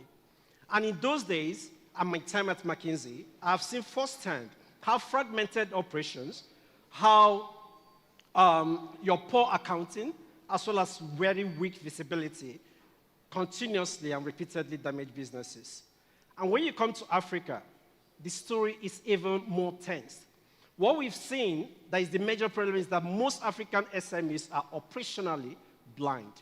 Sales happens, money moves, but visibility is completely missing. And that's because your inventory and operation are completely fragmented. And the outcome of that is that you begin to see revenue leakages, frauds that you cannot track, tax exposure, and a complete chaos with your operation. You just cannot build a successful, compliant business on a fragmented operation. And that presents a very huge opportunity for us to tap into. Today, less than 5% of 39 million SMEs in Nigeria do not have digital infrastructure to power their businesses. And that has created about 5 billion opportunity for us to kind of feed into. Existing tools today are starting from accounting, and they are typically built for large businesses. But for us, we are starting from operation, and we are building for SMEs. We give them the tools that help them to get paid, manage their expense, and then the transaction record that comes from that then feeds into the operation data that then begin to power the taxation, audit, and compliance that goes with it. So one insight that have informed our approach is the fact that we realize that SMEs across Africa do not buy compliance first. They buy control over their money. And so we are capitalizing on that to then start entering the market. 2 months in, and the market is already responding. We've already onboarded about 32 business locations today, and on month-to-month, we are growing by our revenue by almost 400%. The team that are kind of driving this have a combined 22 years of experience building, operating, and supporting businesses across Africa. And I think that the system that wins in Africa is going to be those systems that will bridge cash flow and compliance to ensure trust, transparency, and structure. And that's exactly what we are doing at Justice Show. Thank you.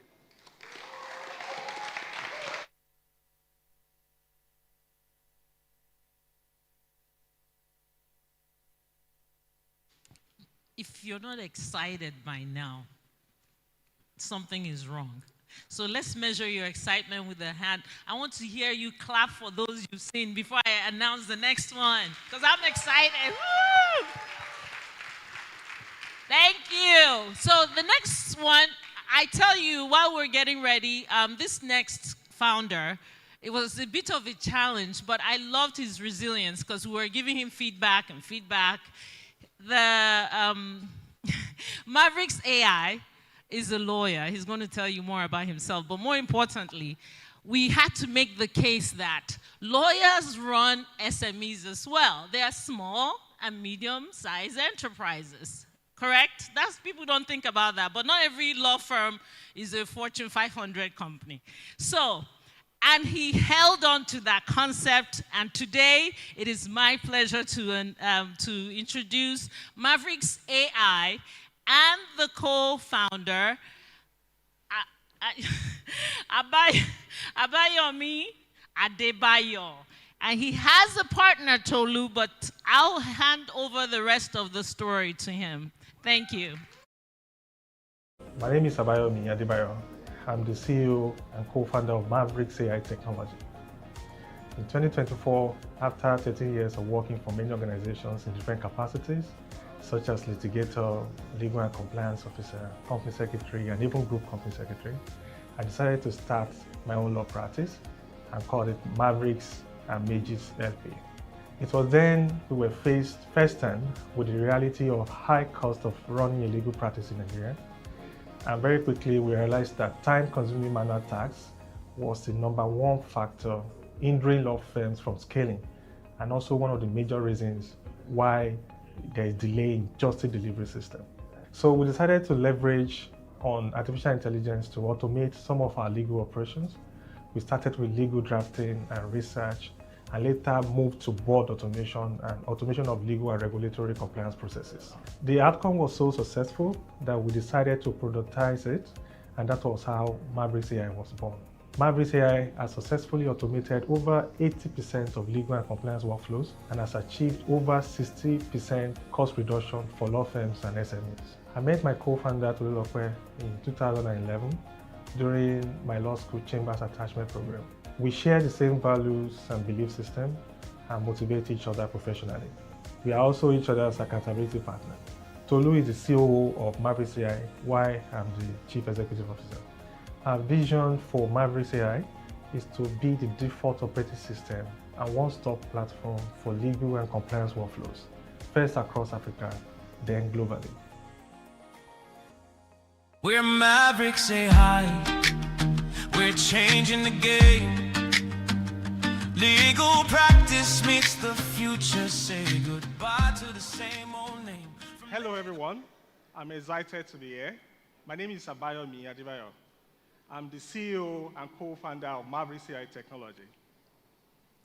Lawyers spend over 80% of their time doing manually tasks that can be automated. Think about that for a second. Naturally, that leads to loss of billable hours, high cost of operations, and inability to scale. The solution we are providing is very simple yet elegant. Mavericks AI automates over 80% of legal tasks and helps lawyers to achieve over 60% cost reduction. What we are doing, we are helping law firms and individual practitioners to scale their legal practice. And how are we doing this? We do this by making available to them 9 specialized AI agents that cover litigation and case management automation, board and regulatory compliance automation, and AI-powered tutoring and research tools. What sets Mavericks AI apart? Mavericks AI guarantees 100% confidentiality and data protection, unlike our competitors. What this means is any document or data you upload on Mavericks AI is going to be stored on your local storage browser and will remain on your computer. let's talk about the opportunity. The African legal tech market is projected to hit $5 billion by 2030.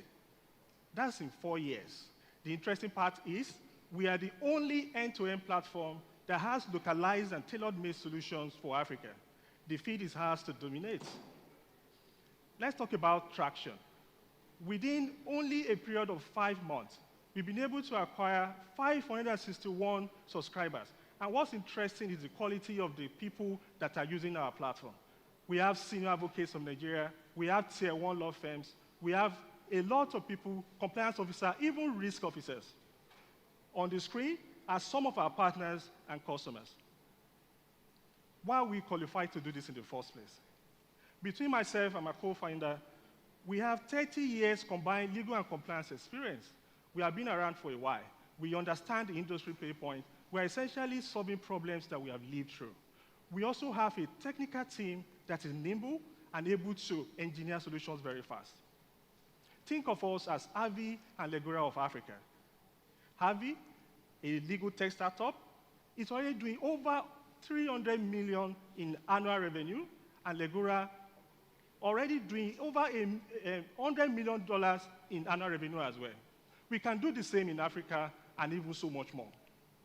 Mavericks AI, starting in Africa, built for the world. We invite you to join us. Thank you.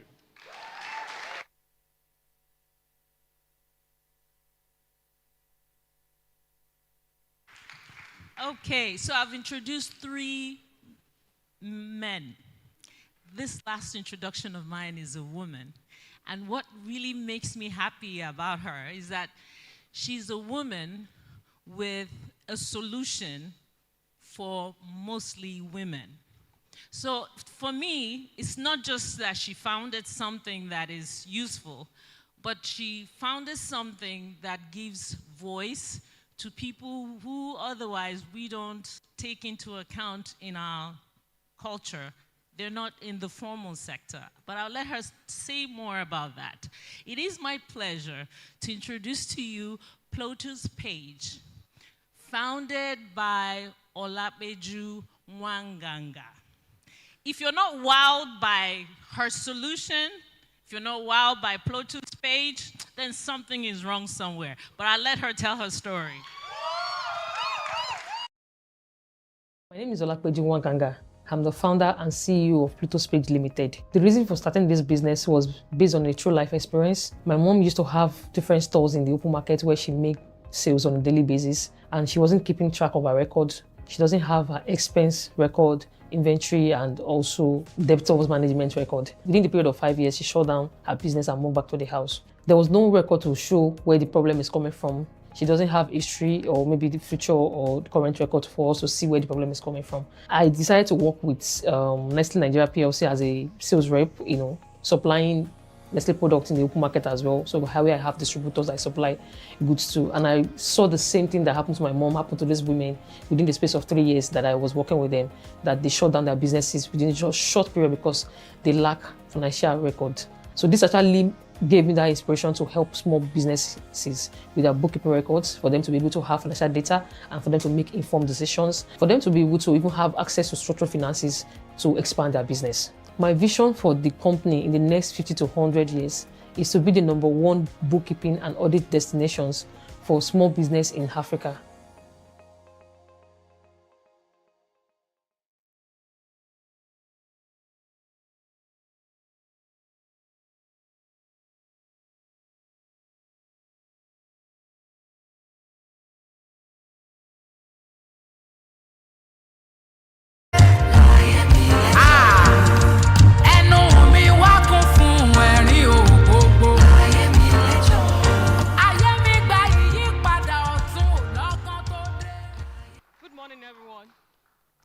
My name is Olapeju Nwanganga. I'm the founder CEO of Plotus Page Limited. We make the invisible visible. Who is an entrepreneur? What comes to your mind when you hear the word entrepreneur? This is an entrepreneur, the market woman. She moves trillions, yet no one knows she exists. 15 years ago, my mom used to have stores in the open market where she makes sales on a daily basis. As far back as 15 years ago, her average sales was over 700,000 naira. Yet she could not access formal business loan to expand. Why? Not because her business was not doing well, but because she could not provide financial records to prove her numbers. The only finance she had access to was Ajo and local cooperative. Currently in Nigeria, we have over 41.5 million MSMEs, yet less than 5% have access to formal business loan to expand. Last year, we were present in 5 markets in Lagos: Oshodi, Arena, Computer Village, My 12, and Sabo Market. And we have people that we onboarded on our platform. After recording all their transactions, at the end of the year, their annual revenue was over 7.8 trillion that passed through our platform. This is just 5 markets in Lagos, yet we have 21 markets in Lagos. How do we help those people? The first thing is we deploy our agents to onboard them in their shops, their stores. In less than 3 months, their financial records are built, and in 7 days, they get their account audited. Lastly, in 90 days, they are able to unlock formal business loan to expand their business. What changes for this business? The first thing is they become visible, bankable, audited, financed, and they grow their business. Currently, we have 685 market women across our platform that we've helped, and our user acquisition is growing month-on-month basis at 100%. And the people that have been able to access formal credit to grow their business on our platform, they've been able to access 500 million loan to help their business. I'm the founder of the company. I have over 15 years experience as an accountant and as a bookkeeper. And I have my founding team members. The market built Nigeria. It's time it was seen. Thank you.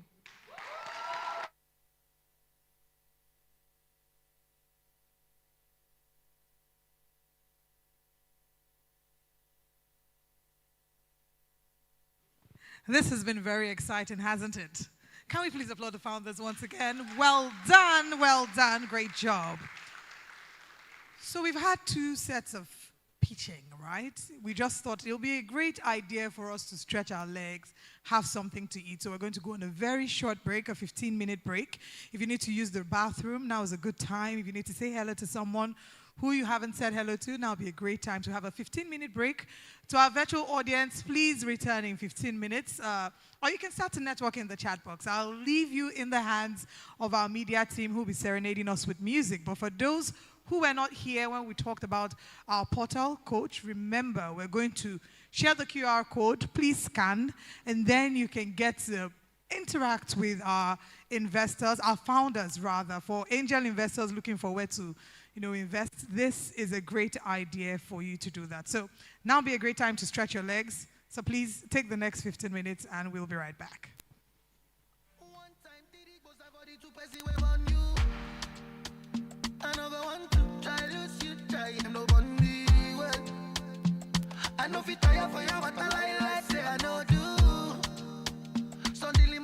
We also have food, so please, we'll be passing food around. We will bring food to you on your seats, but you can feel free to stand and stretch your legs. Baby, no go mind them, just be whiny. Many man, they try to whine you. I don't really mind, they just they whiny. Many guys, they try to whine me.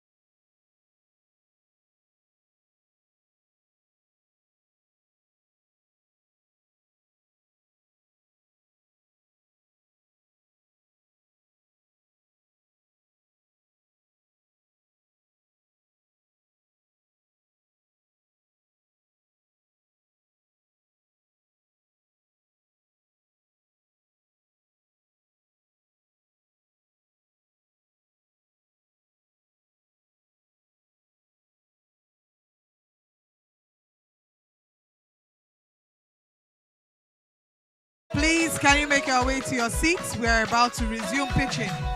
Thank you.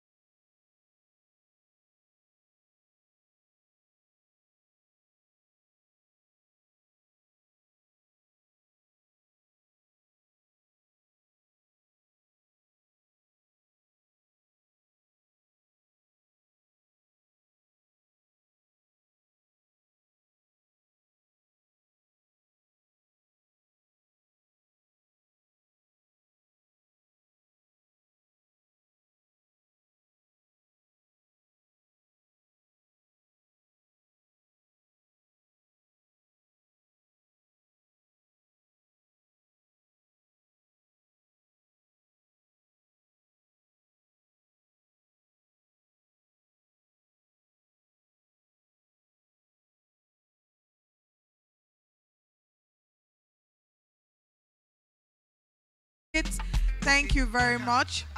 I think I'm going to do a countdown, and the last person standing, I will bring you on stage to co-MC with me.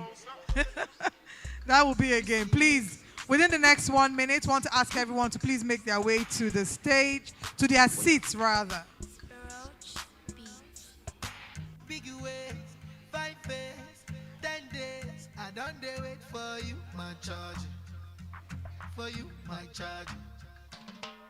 You want the phone? Yes, no case. I no go talk. Scarface for you, my charge. For you, my charge. Take me everywhere you want to go. Tell me everything I want to know. No lies. No lies. Yeah. Run 'em anyhow you want to run. Check out, baby girl, you fire pass it on.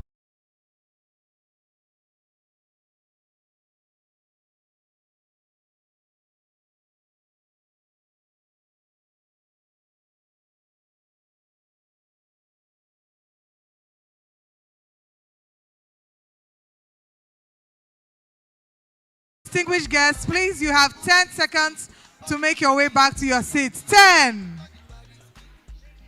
9, 8, 7. The countdown is for you to make your way back to your seat, or I'll bring the mic to you to MC with me or MC for me. 6, 5.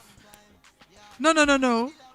4, 3, 2, 1. You are still standing. Okay, it's like you want to MC with me. Can we have a second mic? Let me walk into the audience. Okay. Thank you all. Okay. So I made a joke. And I said that I will do a countdown from 10 to 1, and anyone still standing who must co-MC with me. The young man in that cap, you are still standing. You want to collect my job. I will not call you to MC with me. All right, thank you. I hope that everyone's been able to get something light to, just hold your bellies for the next 2 pitches, because we have 2 more rounds of pitching. So are we ready to experience the next set of founders? No. Thank you. His energy is incredible. For the rest of us in the hall, are you ready? People are not sounding like people that have eaten something. Okay, to this side of the hall, are you ready? I love their energy. And to this side of the hall, are you ready?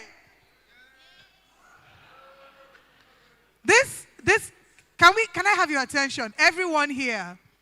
Are you people part of us? I'm going to give you one last try. Are you ready? Okay, you're coming up. Thank you very much. Okay, so now we are going to officially switch to the reason why we're here, which is, of course, the pitches by our founders. Welcome back, our YouTube audience. We hope that you've been able to walk into your fridges to get something nice as well, so that you could be eating whilst we're eating here as well. And to present the next set of founders, I'll be welcoming one of our visiting partners at Accelerate Africa. Please give the loudest applause for Will A as he comes to the stage. Can we make the applause really loud? That applause is not encouraging. Thank you. Thank you. So it's been absolutely incredible working with these startups the last few months. I'm excited to introduce Peralta. Most startups, you have a founder who has a vision, goes straight into building a product, and then they launch within a few months and you hear about them within the first year. What I love about the Peralta team, Yasmin Kumi, Lud Inkum, who you'll hear from, Chris, Kwesi, they've been working together for years with thousands of companies across the continent. And they've taken what they've learned over those years to build Peralta. So I'm very excited for you to see how they've built Peralta and why it's a critical infrastructure for the businesses on the continent. Here's Lud. Hi, my name is Yasmin Kumi. I'm the founder and group CEO of Peralta. My name is Lord Inkum, Yasmin, and I'm Yasmin Kumi. I'm the founder and group CEO of Peralta. My name is Lord Inkum, and I'm the CEO of Peralta. Africa is the only continent that doesn't have a single Fortune Global 500 company. If you think about what it takes to scale, you will very quickly realize that it all boils down to people. The thing about our particular continent is we are fragmented. If we are able to build a consolidated Pan-African talent marketplace, the access to quality talent will increase for every single business on the continent.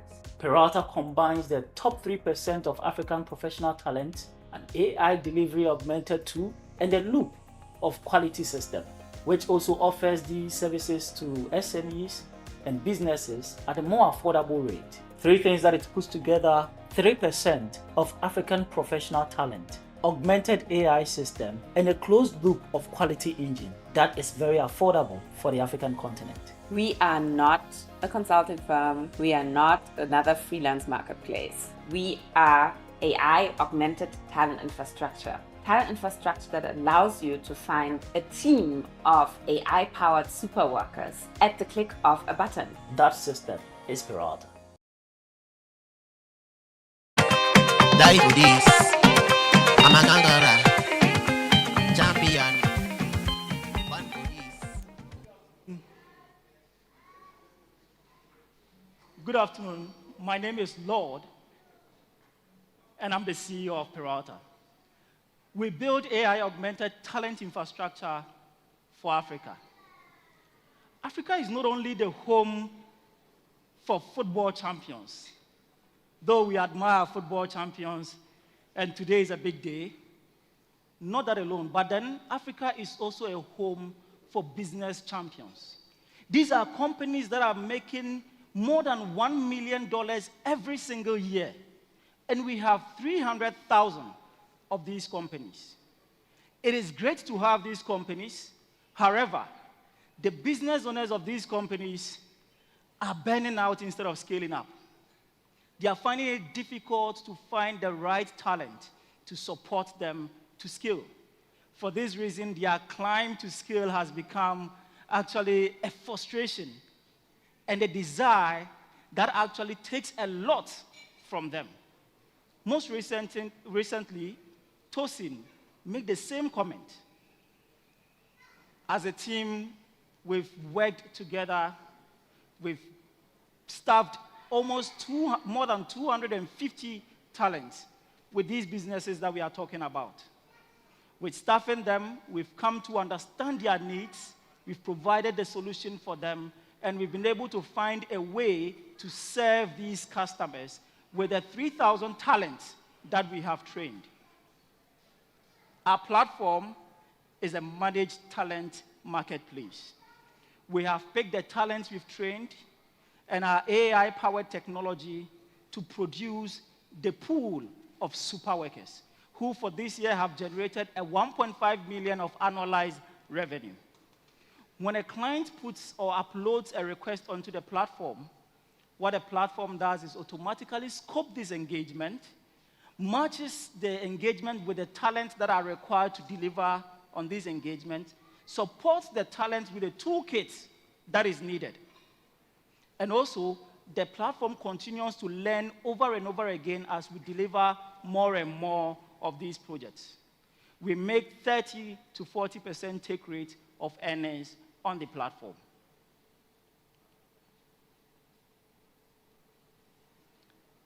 This platform, which is making the $1.5 million, is able to scale beyond the $1.5 million. But then, the shocking part of it is that across the globe, such market platforms are hitting billions of dollars, multi-billions of dollars of valuation. Yet they do not have any idea and do not understand the African market, the opportunity that is on the African continent, than we do. We understand that opportunity. We want to be the first movers of this market. We want to build a Pan-African system which has for liquidity of demand and supply. And by 2031, we want to hit 100 million gross revenue. The market of this opportunity is 18 billion on the African continent alone. And we are building a trail for the talent of Africa, for the businesses that are yearning for these talent in order to grow. And the time is now. Thank you very much.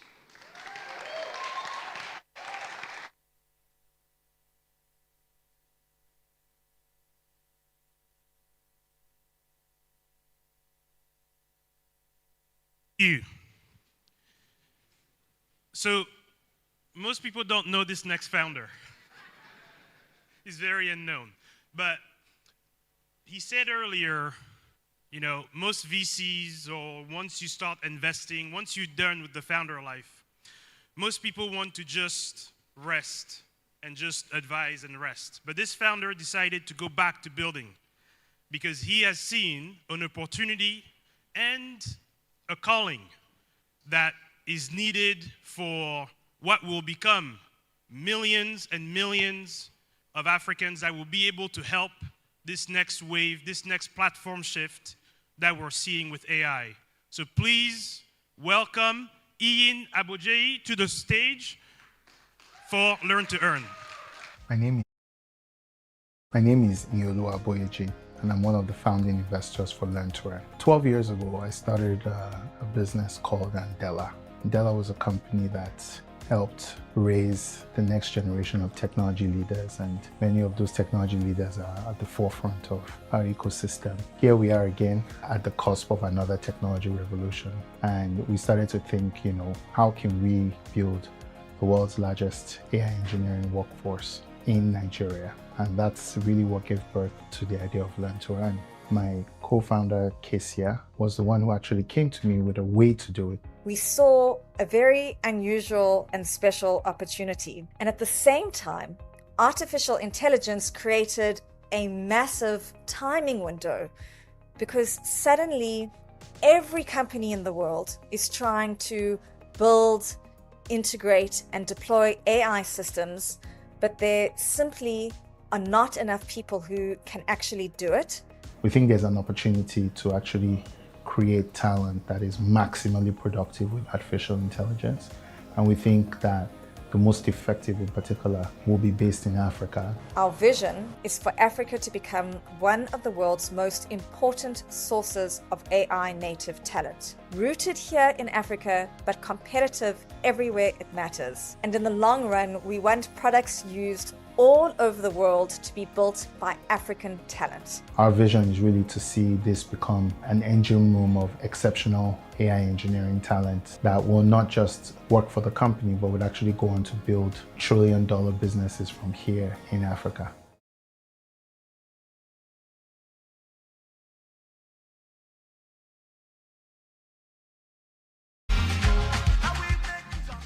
Very much. My name is Iolu Aboyeji, and I am one of the co-founders of Learn to Earn by Talent Nation. At Talent Nation, we're building the world's largest AI engineering workforce designed for enterprises that are scaling artificial intelligence. Well, I'm sure for the last 2 years, you've heard nothing else but artificial intelligence. You've heard about LLMs. Every day there's a new open source or closed source LLM. You've heard about infrastructure. Trillions of dollars are going into infrastructure investment. You've heard about data. Zettabytes of data are being harvested and mined every day. But you don't hear much about talent. And the question is, where is the human in the loop? Here's what's happening to the human in the loop. Mark Zuckerberg is paying hundreds of millions of dollars for them. And the last time that Mark Zuckerberg decided to pay a lot of money for talent, he had a conversation with me, and we did Andela. Now, there are 4 million open AI engineering jobs over the next 5 years. That's probably an underestimation because everybody in the world is racing to adapt their systems to artificial intelligence. But here's the challenge, right? Today, most of the solutions are about retraining existing engineers to close the gap. Well, that works. The fact is, it's actually faster, it's cheaper, it's more scalable to actually build new engineers from scratch. And peer learning actually works really well with AI to help people figure out stuff fast using projects. And most importantly, we must understand that enterprises don't need another AI solution. They need the talent to be resident internally at scale. And we've done this before. 12 years ago, I helped build Andela, which was the continent's preeminent talent factory for engineers. And KCI helped use the 01 talent system to actually build 01 founders. So what do? We recruit, we train, we deploy, and we develop AI engineering talent at scale. Learn to Earn is our training brand, and TN Macaulay is our AI shop.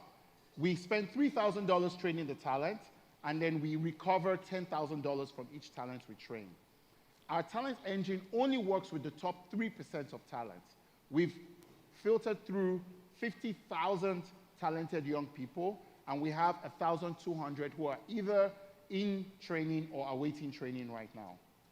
And we've done this not just in Lagos, but across 7 cities across Africa. We already have world-class enterprise clients. IHS Tower is one of our biggest clients, $6 billion publicly listed US company that has sponsored a campus, so helping us fund training, but also have given us a pipeline of over $2 million in contracts that they want to work with us on.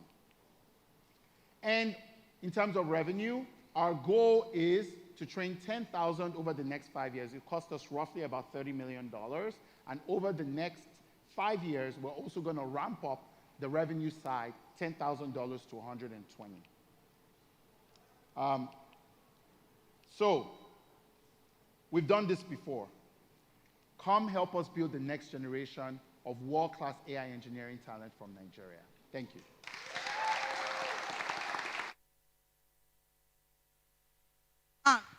Well done. Once again, another applause for all the founders who have pitched in our third round. Thank you. Exciting, incredible, innovative propositions are being made on this stage. And just to remind you that if you'd like to engage with any of these founders, as you should, that you should please scan the QR code on the stage, on the screen. If you're joining us physically or virtually, to connect with them, you do not need to wait till the end of the event. We have so much information for you on our platform coach. We're moving to our final fireside chat for today. And this fireside chat is going to be looking at artificial intelligence in the next 100 years, or rather, what could Africa's innovation landscape be in the next 100 years? All right, but before we move into that, we have one more startup actually for the third round, and immediately after that startup, then we'll move to our fireside chat. All right, so a round of applause for our next. Will of course present our next startup. Thank you. We sometimes think of pollution as something that's happening in other parts of the world. Air quality, pollution, but I think we all know I'm from Libreville. I come to Lagos very often. I lived in Cotonou for many years and lived in Lomé and Burkina Faso and other places. Air pollution is also a problem in our countries. So as we think about building the infrastructure to solve that problem for us, we currently have a founder who has found a solution and has started scaling a solution on the continent, an African solution for an African problem by an African founder. Please welcome Temidayo Oniosun to the stage with Miri Africa. In 2011, when I was entering the university, I wanted to study aerospace engineering, but there was no university in Nigeria that was offering the course. So I opted for meteorology and climate science. One of the fundamental problems that existed in Nigeria and in Africa back then was lack of ground data. So basically in situ meteorological data that powers everything that we do at the climate product and services that is being built. We lack that data, and this is why I'm building Miri Africa. 2 weeks ago, several students and teachers went to school in Ijebu-Ode in Ogun State. Before the end of the day, over 100 students and teachers were hospitalized because they had inhaled some gases. They were rushed to the hospitals and taken care of. Air pollution is a fundamental problem in Africa. Africa loses over 1.1 million people every year to premature death due to air pollution. And as a continent also, we lose over $50 billion every year due to climate-related issues. Our goal over the next 50 and 100 years is to deploy tens of thousands of devices across Africa for real-time emission and climate monitoring in a way that we can then make the environment cleaner and safer for everybody, and also have enough data sets to be able to do proper weather forecasts and environmental monitoring over the continent in a way that powers ESG monitoring, unlock carbon credits and finance across the continent.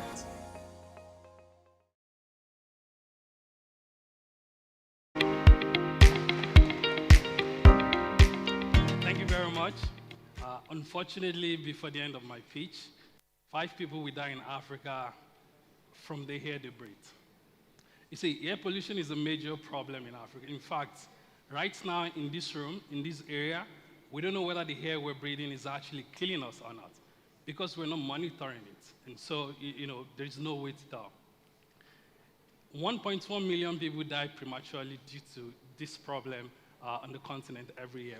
And this is why we have built a powerful emission monitor that works indoor, outdoor, and we've already deployed hundreds of these devices in Lagos, Ogun, and in Oyo State, monitoring 20+ variables across PM, gases, and other climate parameters. For example, 2 weeks ago, one of the devices that we had installed in a school in Ogun State detected some gas leak, sent the alert to the government. The government was able to rescue students from the school and also detect the source of the pollution. This is what real-time monitoring actually looks like, and this is powered by our device. The same device is capable of capturing other variables, from noise pollution to a lot of climate variables. The sort of data that powers industrial ESG, climate finance, as well as the emerging carbon credit market. We are building the Bloomberg terminal for Africa's emission and climate data, where we control the entire infrastructure, from hardware to software to data API. And we're already trusted by regulators. In Lagos, we're working with Lagos State Environmental Protection Agency, same in Ogun State, same in Oyo. We're also trusted by research institutions that are actually using our data for air quality and climate-related research. And several industries across multiple sectors already trust our devices and our data. Our devices, hardware, that are actually manufactured, designed, and assembled in Lagos, Nigeria, is actually 10 times cheaper and 6 times more efficient than any competing global product. We're already at a $1 million annualized run rate, looking to capture a $30 billion global market with $4 million worth of contracts already on the table. We already also SON certified. Our team spent over 2 years doing R&D before launching the product last year. I'm a second-time founder, and we have a robust team actually building and scaling this. I have a bachelor's degree in meteorology and climate science, a master's degree in satellite applications, and a PhD in geography. And I spent the last decade working in the intersection of data, climate, and satellite infrastructure across Africa. I also moved back from the US back to Nigeria to actually build and scale this. Our vision over the next couple of years is to actually build a network of ground infrastructure that will provide the data that would actually catapult the next frontier in Africa. So if this resonates with your investment thesis, please come talk to me. Thank you.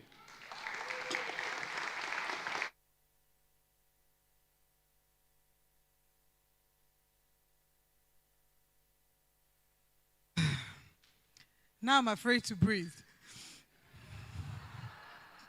5 people, they are not in here, Shad. It's not our virtual audience. Like Nigerians who say, who they breathe. Okay, and now it's finally time for the final fireside chat happening today. We're looking at the next 100 years, the future of innovation in Africa. What will that look like? And who better to have this conversation with than someone who is the king of innovation himself? He can do all things. From pitching to moderating a panel session, please join me as I welcome serial entrepreneur, investor, and builder of the future. Please welcome with me Ioluwa Aboyeji as he comes to moderate this session. Can you make the applause louder? Thank you very much. Thank you for sitting on this amazing day and for all the presentations. Yes. Oh, I'm on the other side. Thank you very much. Thank you for the cues. Well, I would like to introduce Mr. Adonye Wilcox. Mr. Adonye Wilcox is from the Africa Finance Corporation. Please come up. Adonye is representing the organization and also is here in his personal capacity. We collaborate a lot.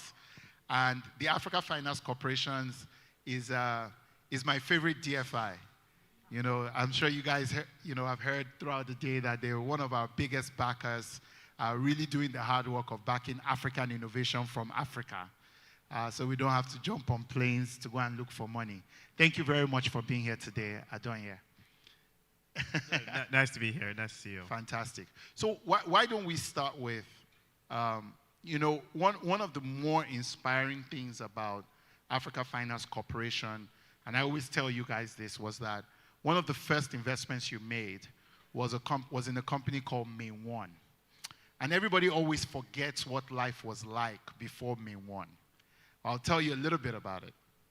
Before May 1, it cost approximately, I think, $2,000 per megabit, right? Today, it costs way less than that. $2,000 per gigabit, right? Now it costs, I don't know, 5 cents or something per gigabit. There was no subsea cable in Nigeria. Everything was dial-up, if you had dial-up, or satellite if you were very rich. But that one company transformed the digital landscape and actually started the revolution that we have today. What was the thinking behind investing in May 1? And, you guys successfully exited and setting up this revolution. Tell us a little bit about that. No, thank you. Well, that's a bit before my time in AFC, but I could just give some context as to how May 1 represents the kind of projects AFC was set up to pursue. So we saw May 1 as very catalytic, like you said.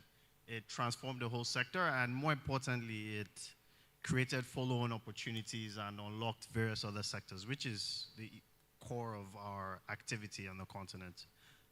We're supposed to do the harder things, the more risky things that commercial capital is a bit shy to do, that unlock a lot downstream. So for us, May 1 represents that a lot. We were in the business for, I think, 10 plus years.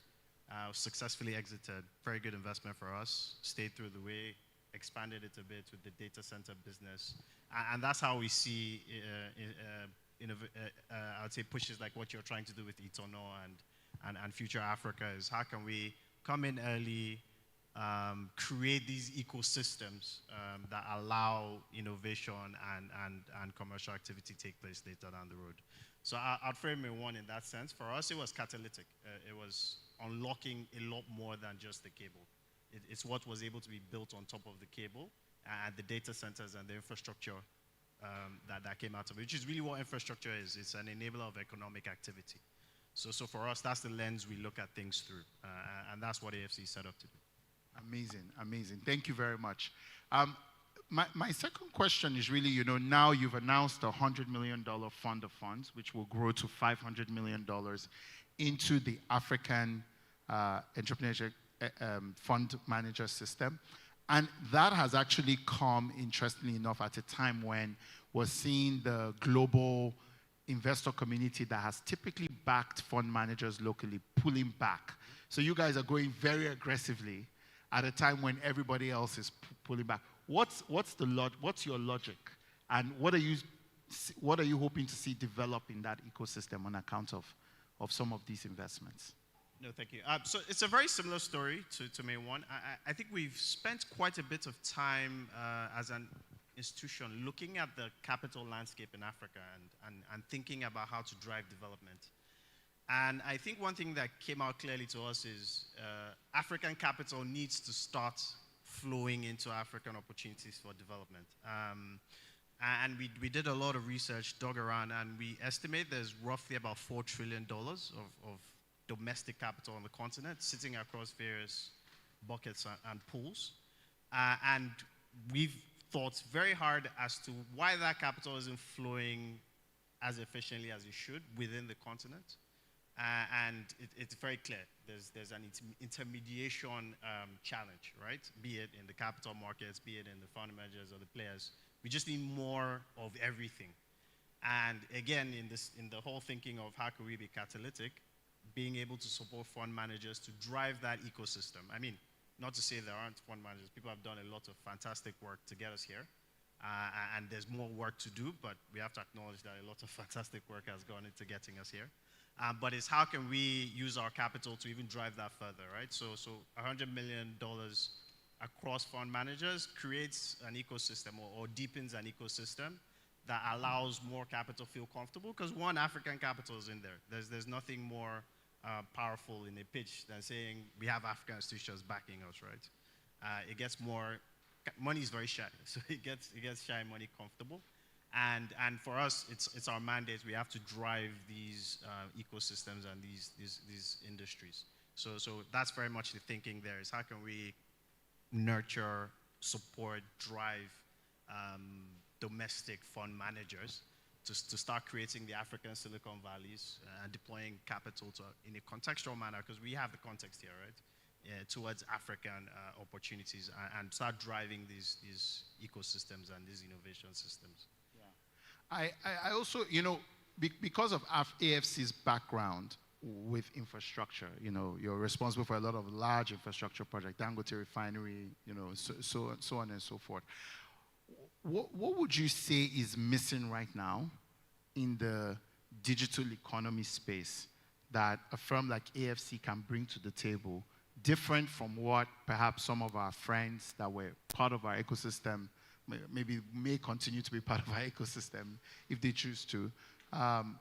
What are you bringing that's different from what they're bringing to the table? Well, it doesn't have to be different, again. Like I said, a lot of work has gone to get us where we are. So I think we see ourselves as how can we push this forward and up. There's some things only an institution like AFC can do, or not AFC itself, but institutions such as AFC, because again, we're set up to do some of the more difficult things. So, I mean, if you just think about where the world is going, Africa needs a massive, massive build out of digital infrastructure, right? Think about, okay, we've largely built out our cables. That's a fairly flawed story, and there's people who can do that now. We're not necessarily needed there. But you need to build out the data centers, right? We're heading into a compute world. People need to start building out these AI-type data centers. So there's some risk there that commercial capital isn't fully comfortable with, that we need to be in the room to get commercial capital comfortable with. So that's a complementary additional role we can play in the ecosystem, is helping build out some of these bigger data plays, right? One, there'd always be a question of demand. So if an institution like AFC is stepping in there, regardless of that question, which we're usually sure there is that demand. Most of the time, you can't prove it with numbers. But not right away. Exactly, not right away.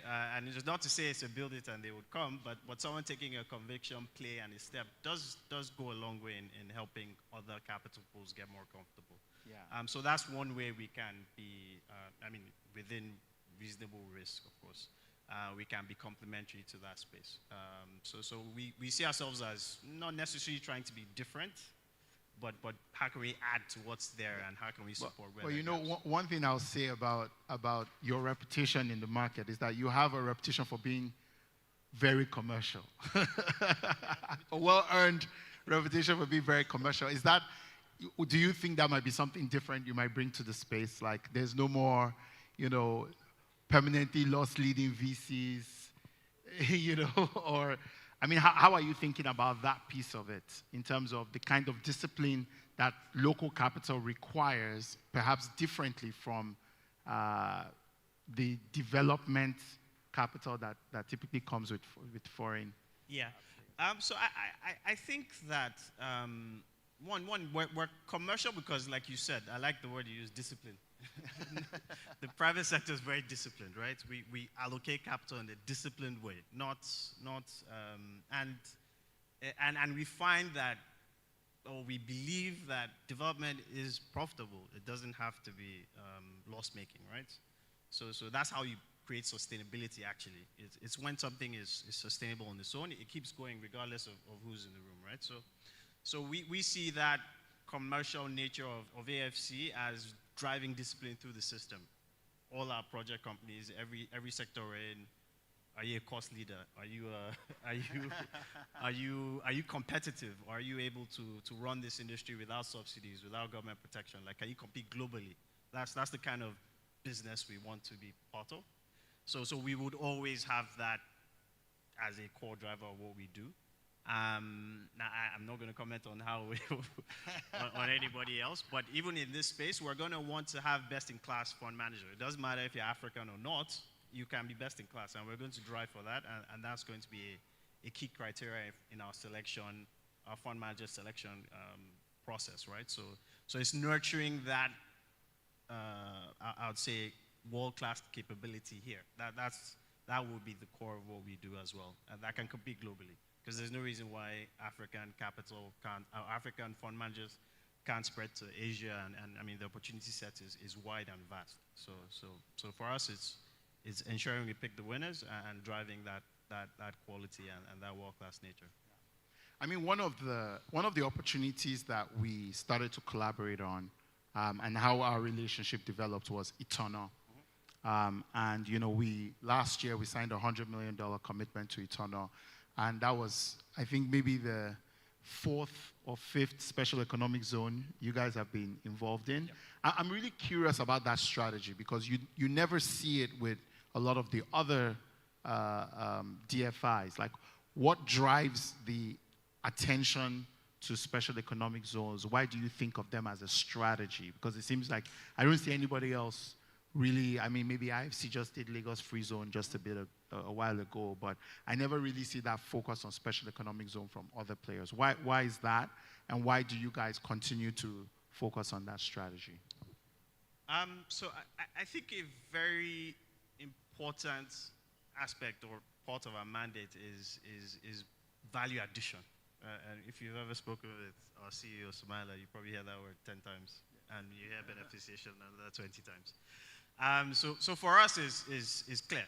If we can simplify what AFC tries to do is into one sentence, is Africa needs to add value to its resources, be it minerals, be it oil and gas, be it people, right? Doesn't matter what it is, whatever resource you have, we have to, however we can, ensure that value is being added to it. So we see these special economic zones as, I believe, a word that was used sometimes is oasis of excellence, right? So it's a, I wouldn't say an incubation hub, but it's a place where we take all the problems away from you and you just focus on adding value to what you have. And that's really anchored in our investment in Arise, which we made a long time ago, and Arise has then built out through the continent. So for Eternal, it's a similar story for us. Is how can we create an ecosystem, a physical ecosystem where innovation can thrive, right? And where we can make sure the value is being added to resources in Africa. That's the ideas. That's the people in the room, the pitches we've heard all day. How can we create an environment where everything that's a constraint outside of there is taken care of, right? Be it data, power, regulation, which is a big issue as well. How can we create an environment where all these are ticked off and all you need to focus on is adding that value? So that's the driver for us in the ecosystem or the special economic zone play we do. So wherever we see these threads and these stories, we do like to support it. But fundamentally, it's a value addition play. Is how can we ensure African resources are being value added because for us, that's the way to structurally transform the African economy. So we're always up to supporting those stories wherever we see them. Amazing. I have just a few more questions. And one of the questions I have is, you know, when you think about the AFC, I had the pleasure of joining you guys at the beginning of the year, talking about the Africa we build. And when Somalia is here, it's the Africa we get is the Africa we build, not the Africa we want. What drives this desire to build, to get in at the ground level? I've never seen, what people may not know is that part of the reason why we're able to have Accelerate Africa after USAID pulled the plug on us was you guys stepped in and gave us $1 million in project development financing with Eternal to say, hey, we need you guys to keep doing what you're doing. So help me understand, you're such a big institution, you know, $17 billion in assets under management. $20 billion, forgive me. Please don't repeat this back to Oga. $20 billion, just that the numbers move so fast. $20 billion in assets under management. Yes, you guys find time to, you know, write $50 million checks to small players like us and $3 million checks to Eternal just to get them to get going. Like, what informs this willingness to build from the ground up that other DFIs simply don't have? Okay, so I think that's part the other DFI part of the conversation. So I'll talk more about how AFC sees this. So we've, like I said, we've thought long and hard about the landscape on the continent. And it's clear, and thinking about it from an infrastructure lens, Africa has an infrastructure deficit. Clear. We know the number of dollars that need to flow into this infrastructure deficit every year. It's very clear, all that's well established. But you speak to capital globally, and you never hear capital not wanting to come into Africa, right? It's always eager, it's always ready, but the question, the comments we keep getting back is, I'm not seeing any opportunities. I think McKinsey has a good write-up on this, the infrastructure paradox for Africa, right? Where you have these big deficits, but for various reasons, the opportunities to close them aren't quite as readily available as one would think they are. So for us, it was clear that's where the most impact could be made. So AFC took a very, I'd say, decisive view on participating early on in the process. And what does that mean? It means if I come to AFC with a concept or a project, I'm not giving a checklist until figure it out and come back to us when you're done figuring it out, right? Is where the institution that sits with you through the way, right? From you conceiving the project, not saying you're not going to do any work or put your own capital at risk, but we're with you developing that idea and that concept if we believe in that idea and that concept. So that's the push for us in project development and early stage capital is a lot of the capital Africa needs has to play in that space. We can't do everything. We don't want to do everything, but where there's conviction and it fits within our strategy, we're ready to double down there and kind of help sponsors. And it goes beyond capital. It's more expertise and technical capacity as well, actually, that we bring to the table. So we're able to see these projects go from concept to shovel-ready projects and then create a pipeline for this capital that's out there that's not finding the opportunities to flow into. I mean, in my engagement with you, and maybe this is the final question, my engagement with you on the research side, we've talked a lot about tradable and non-tradable and how you can convert more tradable goods to non-tradable goods. We've talked a lot about stable coins. We've talked a lot about artificial intelligence, right? I mean, I never get as many research any research pieces from anybody else of my LPs than I do from you guys. But I want to understand a little bit about how you guys think about the next 100 years, right? I know some of that will say, well, look, let's start with the 2050, and then we can talk about what happens next. But how do you guys think about change in that environment?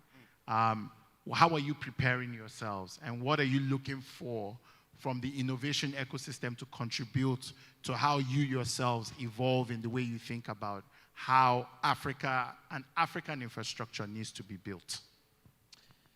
Okay, so I'll answer your question slightly differently. I think if we just take a step back, and I'm sure it's been said through the day, if we think of some of the trends shaping Africa's trajectory, I think it's a very exciting time to be African. We're a very young continent. We will be a very young continent for a very long time. And I think, like they say, demography is destiny, right? But intentionality is also needed there, right? But the point to make is Africa is young, energetic, ambitious, all the things the world is increasingly affected in the world, if you think about it. Africa is urbanizing very quickly. So from where we sit, that means a lot of things have to change, right? Positively. We have to change the way we transport ourselves, the way we shop, the way we bank, the way we eat, the way we provide services. All that needs to change.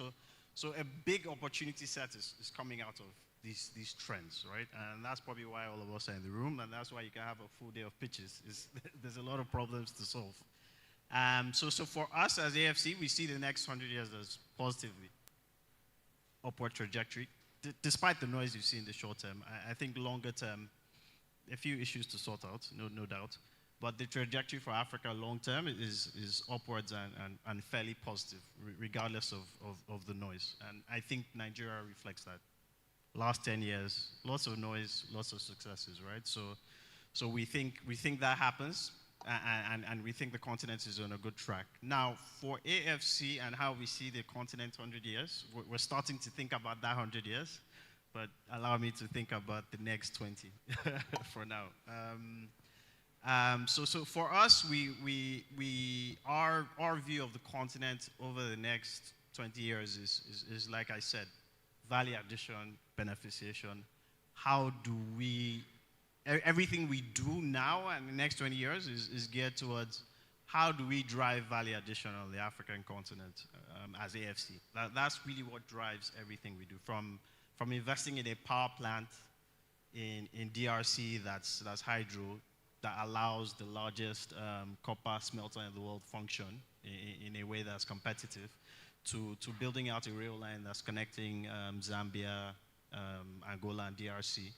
The core for us is driving that value, and how do we ensure Africa adds value to its resources.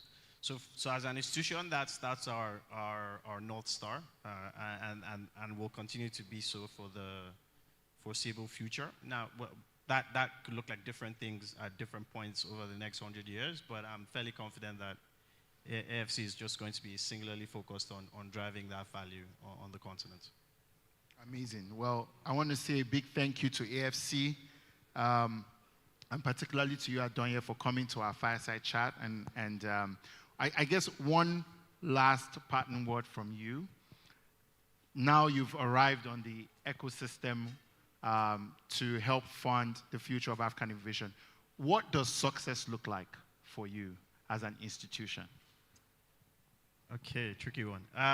So I think that in 10 years, success for us would be I would say success for us is fund managers who are able to take that next step, right? In that journey, it's seeing more African capital flowing towards African venture, right? It's seeing more institutional capital flowing towards venture through fund managers we've supported. I think that's success for us. Yeah, we like the 10x exits. We always would.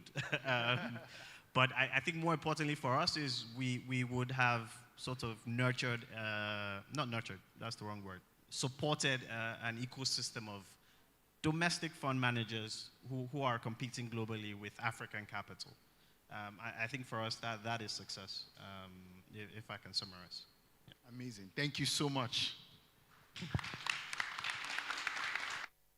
Thank you very much. Please, your picture. You can't exit the stage without your picture. A round of applause once again for them. Thank you for taking us on the journey of what the state of innovation in Africa would be in the next 4 years.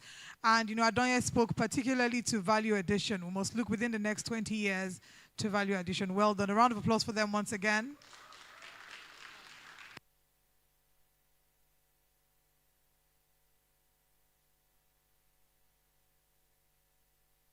And now, it is time for the final set of founders to pitch. Can we give an applause to all the founders who are pitching today? Exciting times it has been indeed, and I must mention, like I did at the beginning of this event, that if you'd like to engage with them, we have our QR code here. Please interact with our platform. The next person you'd want, or the next business you'd like to invest into, might just be here for all our angel investors. And that's not limited to those in the hall, those joining virtually as well. The QR code is on your TV screen. Please scan to interact, book meetings, and start the conversation. Without further ado, I will now exit the stage once again, please, with a loud applause. Join me as I welcome back on stage our VP, Will A, to do the introductions. A round of applause for him. Thank you. When we think about solving the energy crises in our countries, we often think about large projects, centralized solutions, large power plants, building the grid from there. I was impressed that this founder thought about a decentralized way to solve the energy crisis. And I've been very inspired by his relentless execution. So please welcome to the stage Ifeanyi Otudo of Go Charge 'em. My name is Ifeanyi Otudo. A co-founder at Go Charge 'em. Everything around us today is changing really fast. How we trade as a people, how we connect with family and friends, how we engage or access content for educational purpose. All of that is changing. We're seeing a far more connected world, one that is continually fueled by digital infrastructure. And all of this is sort of driving significant use or demand for energy. Every day as a person, I see young people, students, traders, gig workers struggle to stay productive. Why? Because they're depending a lot on digital infrastructure to stay productive or digital services. But again, they're struggling to have access to energy. And that's a real gap that exists in our society today. It's clear that the existing centralized grid cannot sustain the energy demands of the African people, both now and in the future. And that's why for us at Go Charge 'em, we see that the future of energy access is completely decentralized. Productivity for themselves and their families. And that for us is where we see Go Charge 'em across the modern day life for the everyday African person. Every rural, every secondary, and urban community across Africa, so that people who need to sort of stay productive would have access to the energy. And that for us is where we see Go Charge 'em. Clearly the energy backbone across Africa that would power the modern day life for the everyday African person. We see that the future energy access backbone that would drive this economy, the African economy, will be driven by Go Charge 'em. We envisage that Go Charge 'em would have been entrenched in every community, every rural, every secondary and urban community across Africa, so that people who need to sort of stay productive would have access to the energy. And that for us is where we see Go Charge 'em. Clearly the energy backbone across Africa that would power the modern day life for the everyday African person.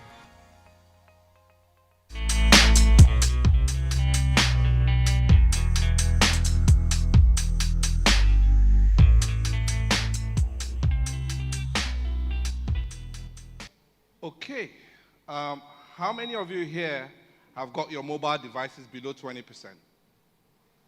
That perhaps you may not have a challenge keeping that device alive, but there are 110 million people, average Nigerians, who reside in underserved communities, secondary cities, and in some cases urban, who might struggle to keep their mobile devices alive. The gig worker who needs to keep that device alive to take an order and fulfill. The POS agent who needs to keep the POS device alive to make collections and fend for their families. Students who needs to keep that device alive to gain access to educational material. Those are the average Nigerians who are caught up in what we call the energy poverty loop. But at GoCharger, we're stepping up to address this challenge in a pretty unique way. We've built an energy kiosk, solar-powered, and we've domiciled this in communities where people can find, vend energy banks on the go to stay productive, and can return them to any of our energy networks. And that, for us at GoCharger, is how we're decentralizing energy access for the everyday people. But again, we do have proof that this not only works, but is scalable. Today, we're in 27 communities, the likes of Okitipupa in Bayelsa, Kaduna, and the likes. But more importantly is that recently, we're on a POC contracted with IHS, a $6 billion company that is looking to situate these energy banks in operating rural communities to bridge the gap that exists when we speak about clean energy access. And that's big because that has got potentials to also grow to over 1,000 communities. But again, while we're solving that energy challenge, we're making money, which is the really interesting part. The last 4 to 5 months, we've grown revenue month on month 20%. And that's a testimony that this business can be profitable. But again, when we look at the energy access in Africa, we recognize that's a bigger challenge. And for us at GoCharger, we're not stopping our powering mobile devices or the POSs like we're doing today. We recognize that Africa's digital economy now and going into the future needs to be powered by a decentralized architecture, one where decentralization would be both at the generation and the distribution point. And that's the network that we're building for Africa today. And before I ask is to also show that we do have a very experienced and reputable team that is behind this initiative. And our ask today is clear and simple. For you to come partner with us, let's power Africa's digital generation together and move Africa from a place of energy poverty to one of wealth. Thank you.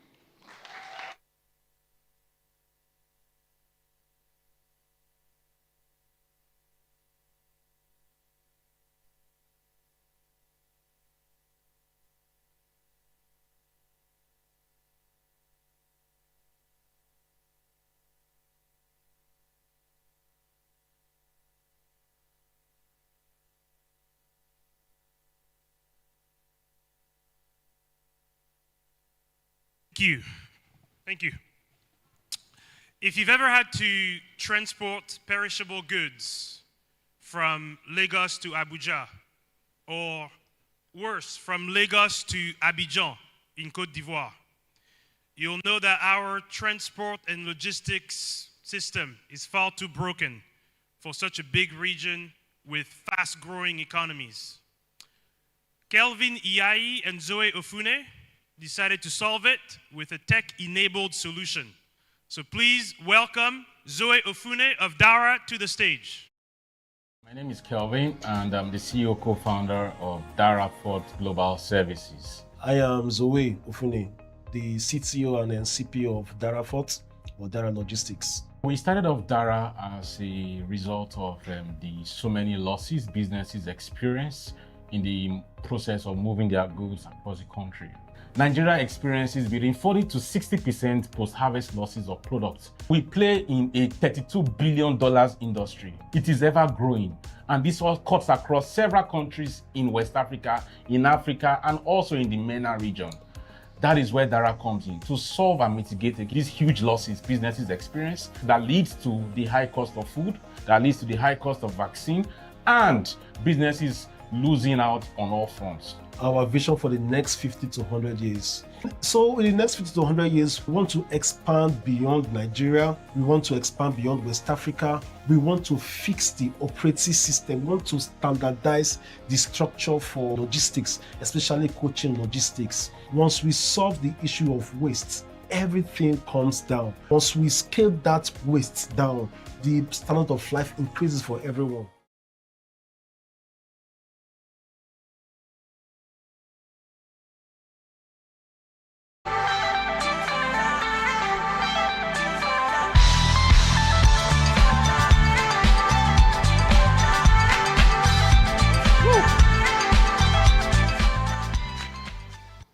Thank you. Good evening, everyone. I am Zoe Ofune, the CTO and co-founder of Dara. Dara is a very special product of mine. Growing up, my mom, she used to run this frozen foods business. It was quite successful until an act of bad logistics. She lost the business, millions of naira of goods were lost. And in 2026, it's quite unfortunate that we are still experiencing this problem. In fact,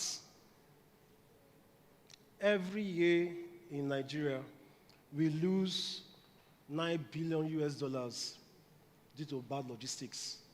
$9 billion of food loss and pharmaceuticals. A smart business person will look at this and think, there's something I can do about this, and that is why we come in. Dara, simply put, we built a technology operating system that harnesses the power of coaching, technology, and mobility. What we have built, we can guarantee that your products, from origin to destination, we can guarantee your product integrity, and it is also cheaper. And we are also asset light. Our model is currently working. This year, in just 4 months, we've 3x our annual GMV to over 600 million. And we currently are in touch with companies, organizations like Newrest, Fitzin, Ascent Pharmaceuticals. Newrest, a global German-French company that into catering in services for airports. Probably where you fly, what you eat is from them. We are their major partners for coaching produce. This big, beautiful platform was built by the best team in Nigeria for coaching. Collectively, we have over 50 years of experience cut across tech, logistics, and supply chain. Now, we are looking at the future. In 2030, the African coaching industry will rise to $18 billion US. Ladies and gentlemen, the demand is already there. It is exploding, actually. We are barely trying to catch up. In Nigeria, we are operating at less than 4% capacity, so the market is definitely there. Join us at Dara as we become the Uber for coaching trucks in Nigeria. Starting from Nigeria, built for Africa. And please remember, when you think of Dara, coaching, technology, mobility. Thank you.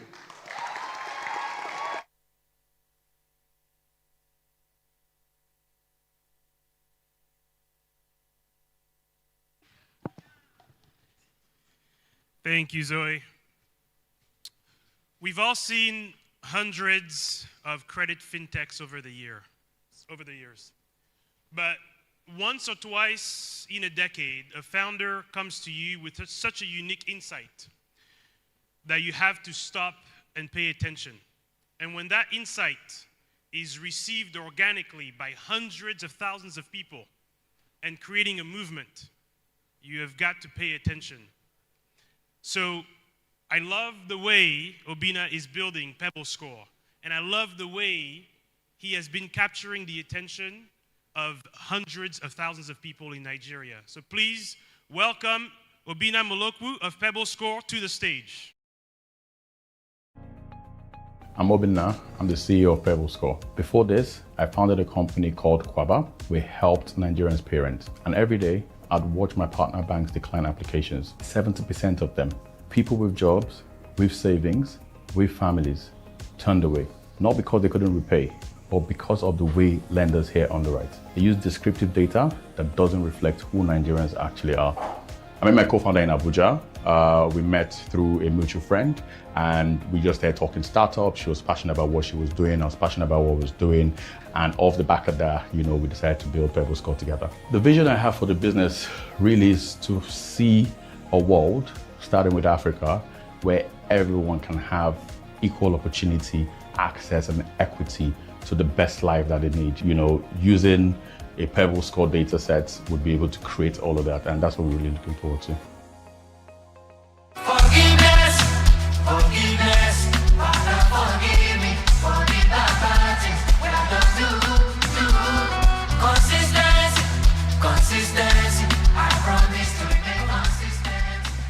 afternoon, everyone. My name is Obinna Moloku. I'm the CEO and co-founder at PebbleScore, and we are closing the credit gap in Africa. Now, most people think Nigeria has a credit issue, but no, we don't. We actually have a data issue. Now, for more context, most small businesses contribute over 50% of Nigerians' GDP. However, only 4% of them actually have access to credit. And this is the credit they need to build their businesses. This has actually created a $236 billion financing gap, and PebbleScore is right there to bridge that gap. I'm going to introduce you to Tunde. Tunde is a laptop seller in Computer Village. Tunde needed just 5 million naira to grow his business. Do you know what he did? Obviously, applied for a loan to 2 banks. Now, guess what happened to him? He got declined. Now, Tunde is not alone in this type of situation. In my previous startup at Kwaba, I built a rent financing platform that helped people pay their rent in installments. We declined over 70%. 70% of every single loan application that came through. That meant 70% of people that couldn't pay their rent with finance. Post that, I went on to the UK, and I worked at ClearScore, and that was where I was able to see what behavioral data was able to do to give access to credit to people that truly deserved it. Now I'm back in Lagos, and I'm here to build PebbleScore. Fortunately for Tunde, Tunde is a PebbleScore user. He's been building his behavioral data over time, and now he's gained access to the 5 million naira he needed to grow his business. And we've done that. He's been repaying, and he's building his behavioral data sets even more. Now he'll be able to get more access to credit in the future. Now, how does this work today? Check, fix, build. A user downloads our app, they check their credit reports and put their financial information on the platform. We're able to analyze all of this and flag the issues they have. Second step, they should be able to fix it. Now, we use our AI platform to enable them to fix all the issues they have, and while they're doing it, the third step kicks in, build. They are building all their behavioral data on our platform, and this is the data sets that will give them access to the right credit that they deserve. Now, in terms of growth, we've got over 256,000 Nigerians that are actually using PebbleScore today. Fun fact, in the last 48 hours alone, over 10,000 people have joined PebbleScore, and they are building their behavioral data. Now, not just on this number, it's the quality of the growth we're having. In the past 4 months, 27% month-on-month growth is what we've been experiencing. We've generated over $120,000 in annualized revenue, and do you know what? We paid zero. $0, $0, £0 just to get these users. What does this mean? They have a problem, they are finding us organically, and they are actually referring and coming to our platform. Now, we are currently where we are, building the consumer layer where we're gathering the data. We currently generate revenue from our credit reports and our repair services. But the next step is for us to activate the loans marketplace, where we'll be able to match them to every lender. And at this point, they'll be able to access the credit they deserve. And post that, we'll be opening our APIs to lenders at scale in Nigeria and eventually Africa. Now, join me as I build PebbleScore. We have an amazing team that is doing this. At the end of the day, Beru's look back and PebbleScore looks forward. If you're interested in this, come have a chat with me. Thank you so much.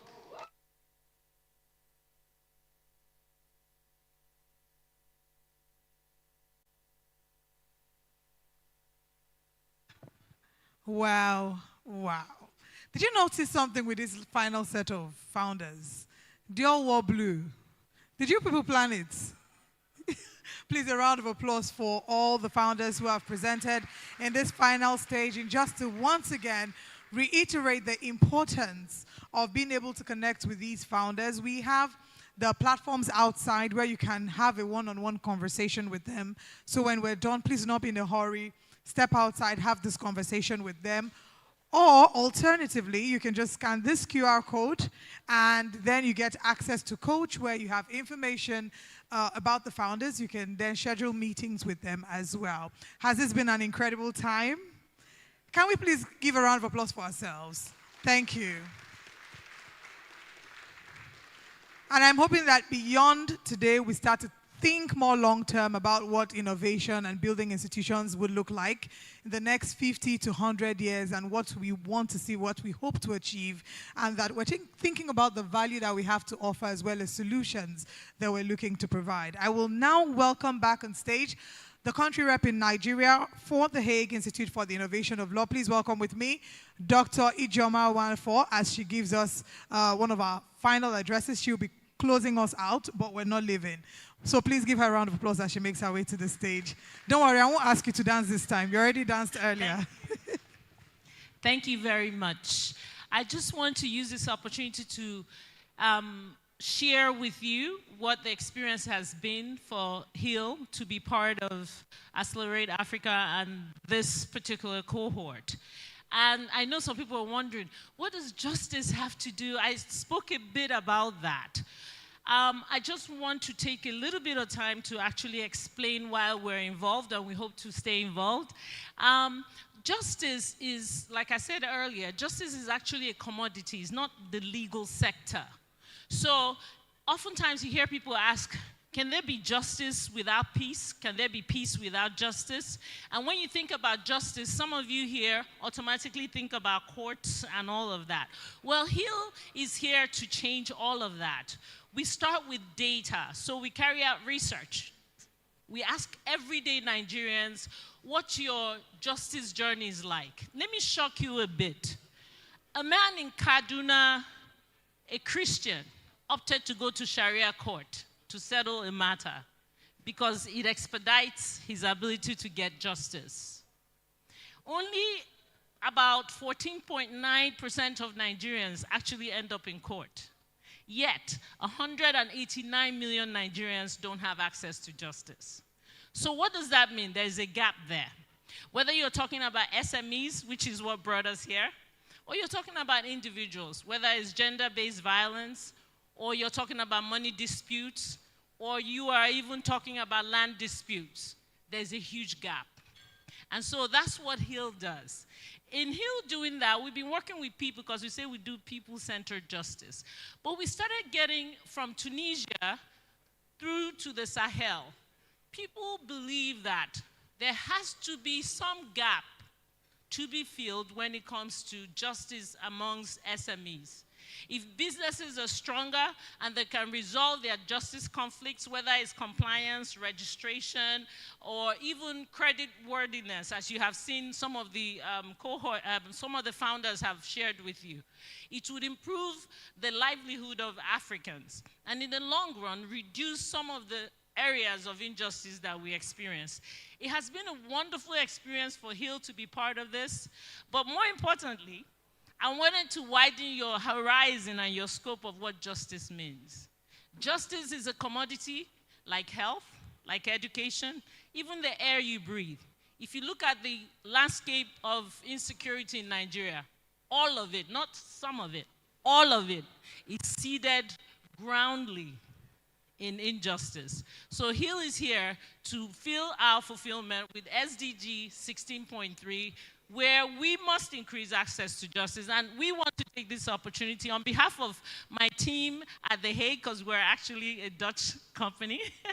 I want to thank Accelerate Africa for giving us the opportunity to partner with them in this great endeavor. Thank you so very much.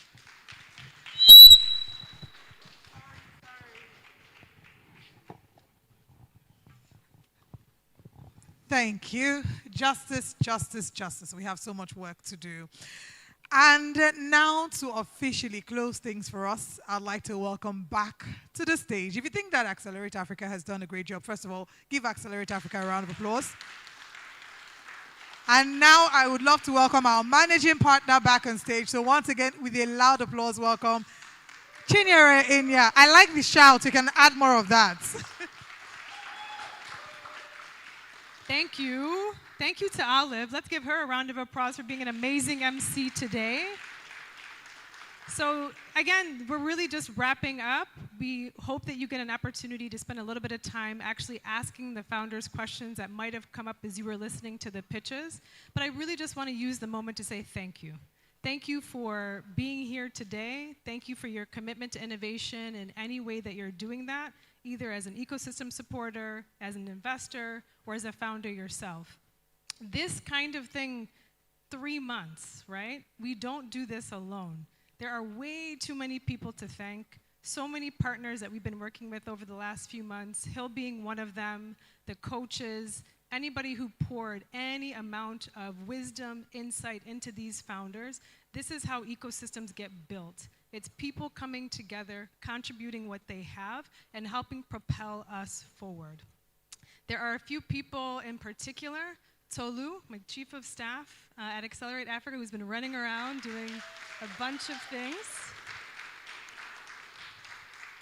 Julian and Shayo, who, if you get access to the Coach platform, they've been spending their waking hours over the last couple of months really getting things together.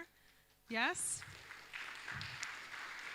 E had to leave, but E is the kind of person I've had the pleasure and joy of getting to know over the last couple of years, and he's the person who pushes you, me in particular, but he has the vision.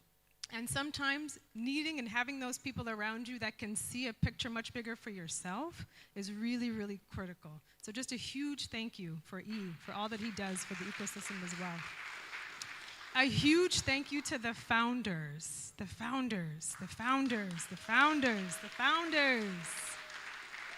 Yes.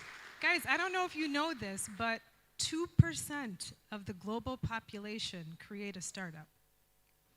2% commit their lives to solving a particular problem. One of the joys I get is getting to work with people who wake up every single day wanting to solve a particular problem in the world and committing a part of their life to doing that. So a huge round of applause to the founders for their life, the commitment that they're making. And that's it. That's it. That is the last bit of what we've got for you today. I hear there's an important game on that we should go and watch. There's a match or something that we should go and watch. We're going to take a couple of pictures, then you can mix and mingle here, and that's it. The end of the Invest in the Future Summit 5 and AA4 Demo Day. Thank you, everyone. And thank you very much, Chinyere. Okay, as we officially draw the curtains, I want to say thank you to our very incredible audience, physical as well as the virtual audience. The virtual audience has been very interactive. You deserve a round of applause. So virtual audience, can you give yourselves an applause? I want to see the chat emojis. Those in the hall, yes, let's applaud our YouTube audience. They've been very active from start of the event till this very moment. Thank you once again for being here with us. My name is Olive Emodi, and it really has been an honor serving as your MC. I'd like to welcome our founders to please come on stage. We have a few pictures we need to take, so can all the founders who pitched today please make their way to the stage for a group picture. And right after the founders, we'll have the VPs join after the founders. But let's have the founders. Media team, if you can have it. Yes, please make your way to the stage. If you can have us, music, serenade us with music whilst the founding partners, or rather the founders, on their way to the stage.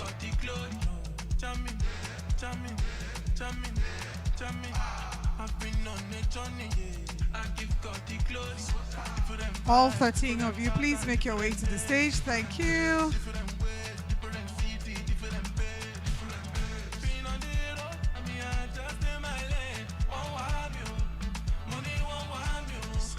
And the audience, once again, can we please applaud these incredible founders? Great work they've done for the past 12 weeks, putting themselves out there, coming here to pitch.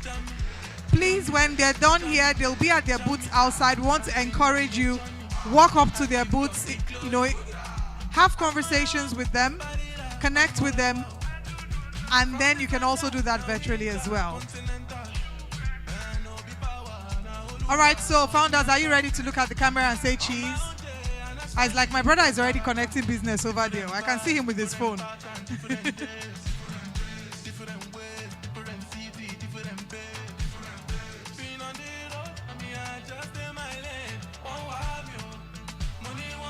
And because your welfare is very important to us, just to mention, there's still more food coming. There's a lot of food coming, so please not be in a hurry. Right after this, we want you to interact with the founders, and then we will bring food around. So please not be in a hurry. All right, VPs, please join next. After this, can the VPs please join? Thank you. Whilst the founders are still remaining on stage. Is Will around? Will, please join us on stage.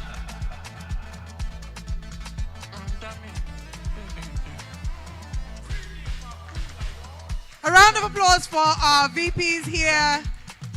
Thank you so much.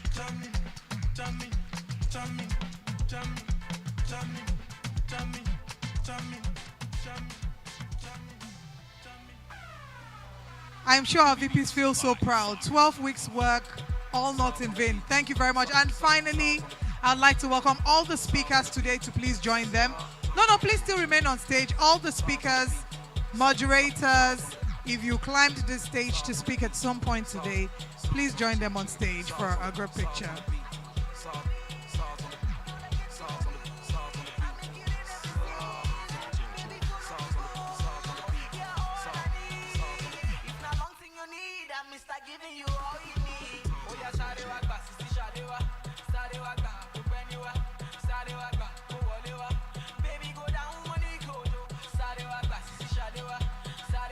Thank you so much. Hold on. I'm so tempted to actually make you all dance. Should we make them dance? All in favor of that, say aye. So it's just going to be very simple dance steps. DJ, can you give that a little bit of audio? So you're just going to do as I do. Are you ready? Let's go. We're about to dance, so. Wait, hold on. Let's hear what the team is playing. Okay, are you ready? All right. Let's go. Go. To the left, to the right, to the left, to the right, to the left, to the right. Get ready to go forward and back. People who have not danced in years will dance today.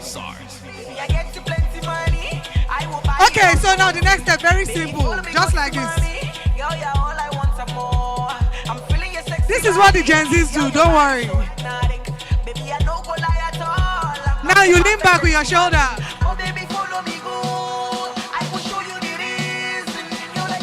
A round of applause for these incredible people. Well done. They will now make their way to the booths outside. Please ensure that you interact with the booths.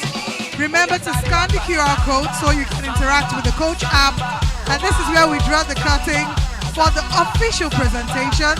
Today, we will continue outside with the networking and the mixers. Thank you very much for joining us this year at the Invest in Future Summit and Accelerate Africa AA4 Demo Day. My name is Olive Emodi. See ya. Bye.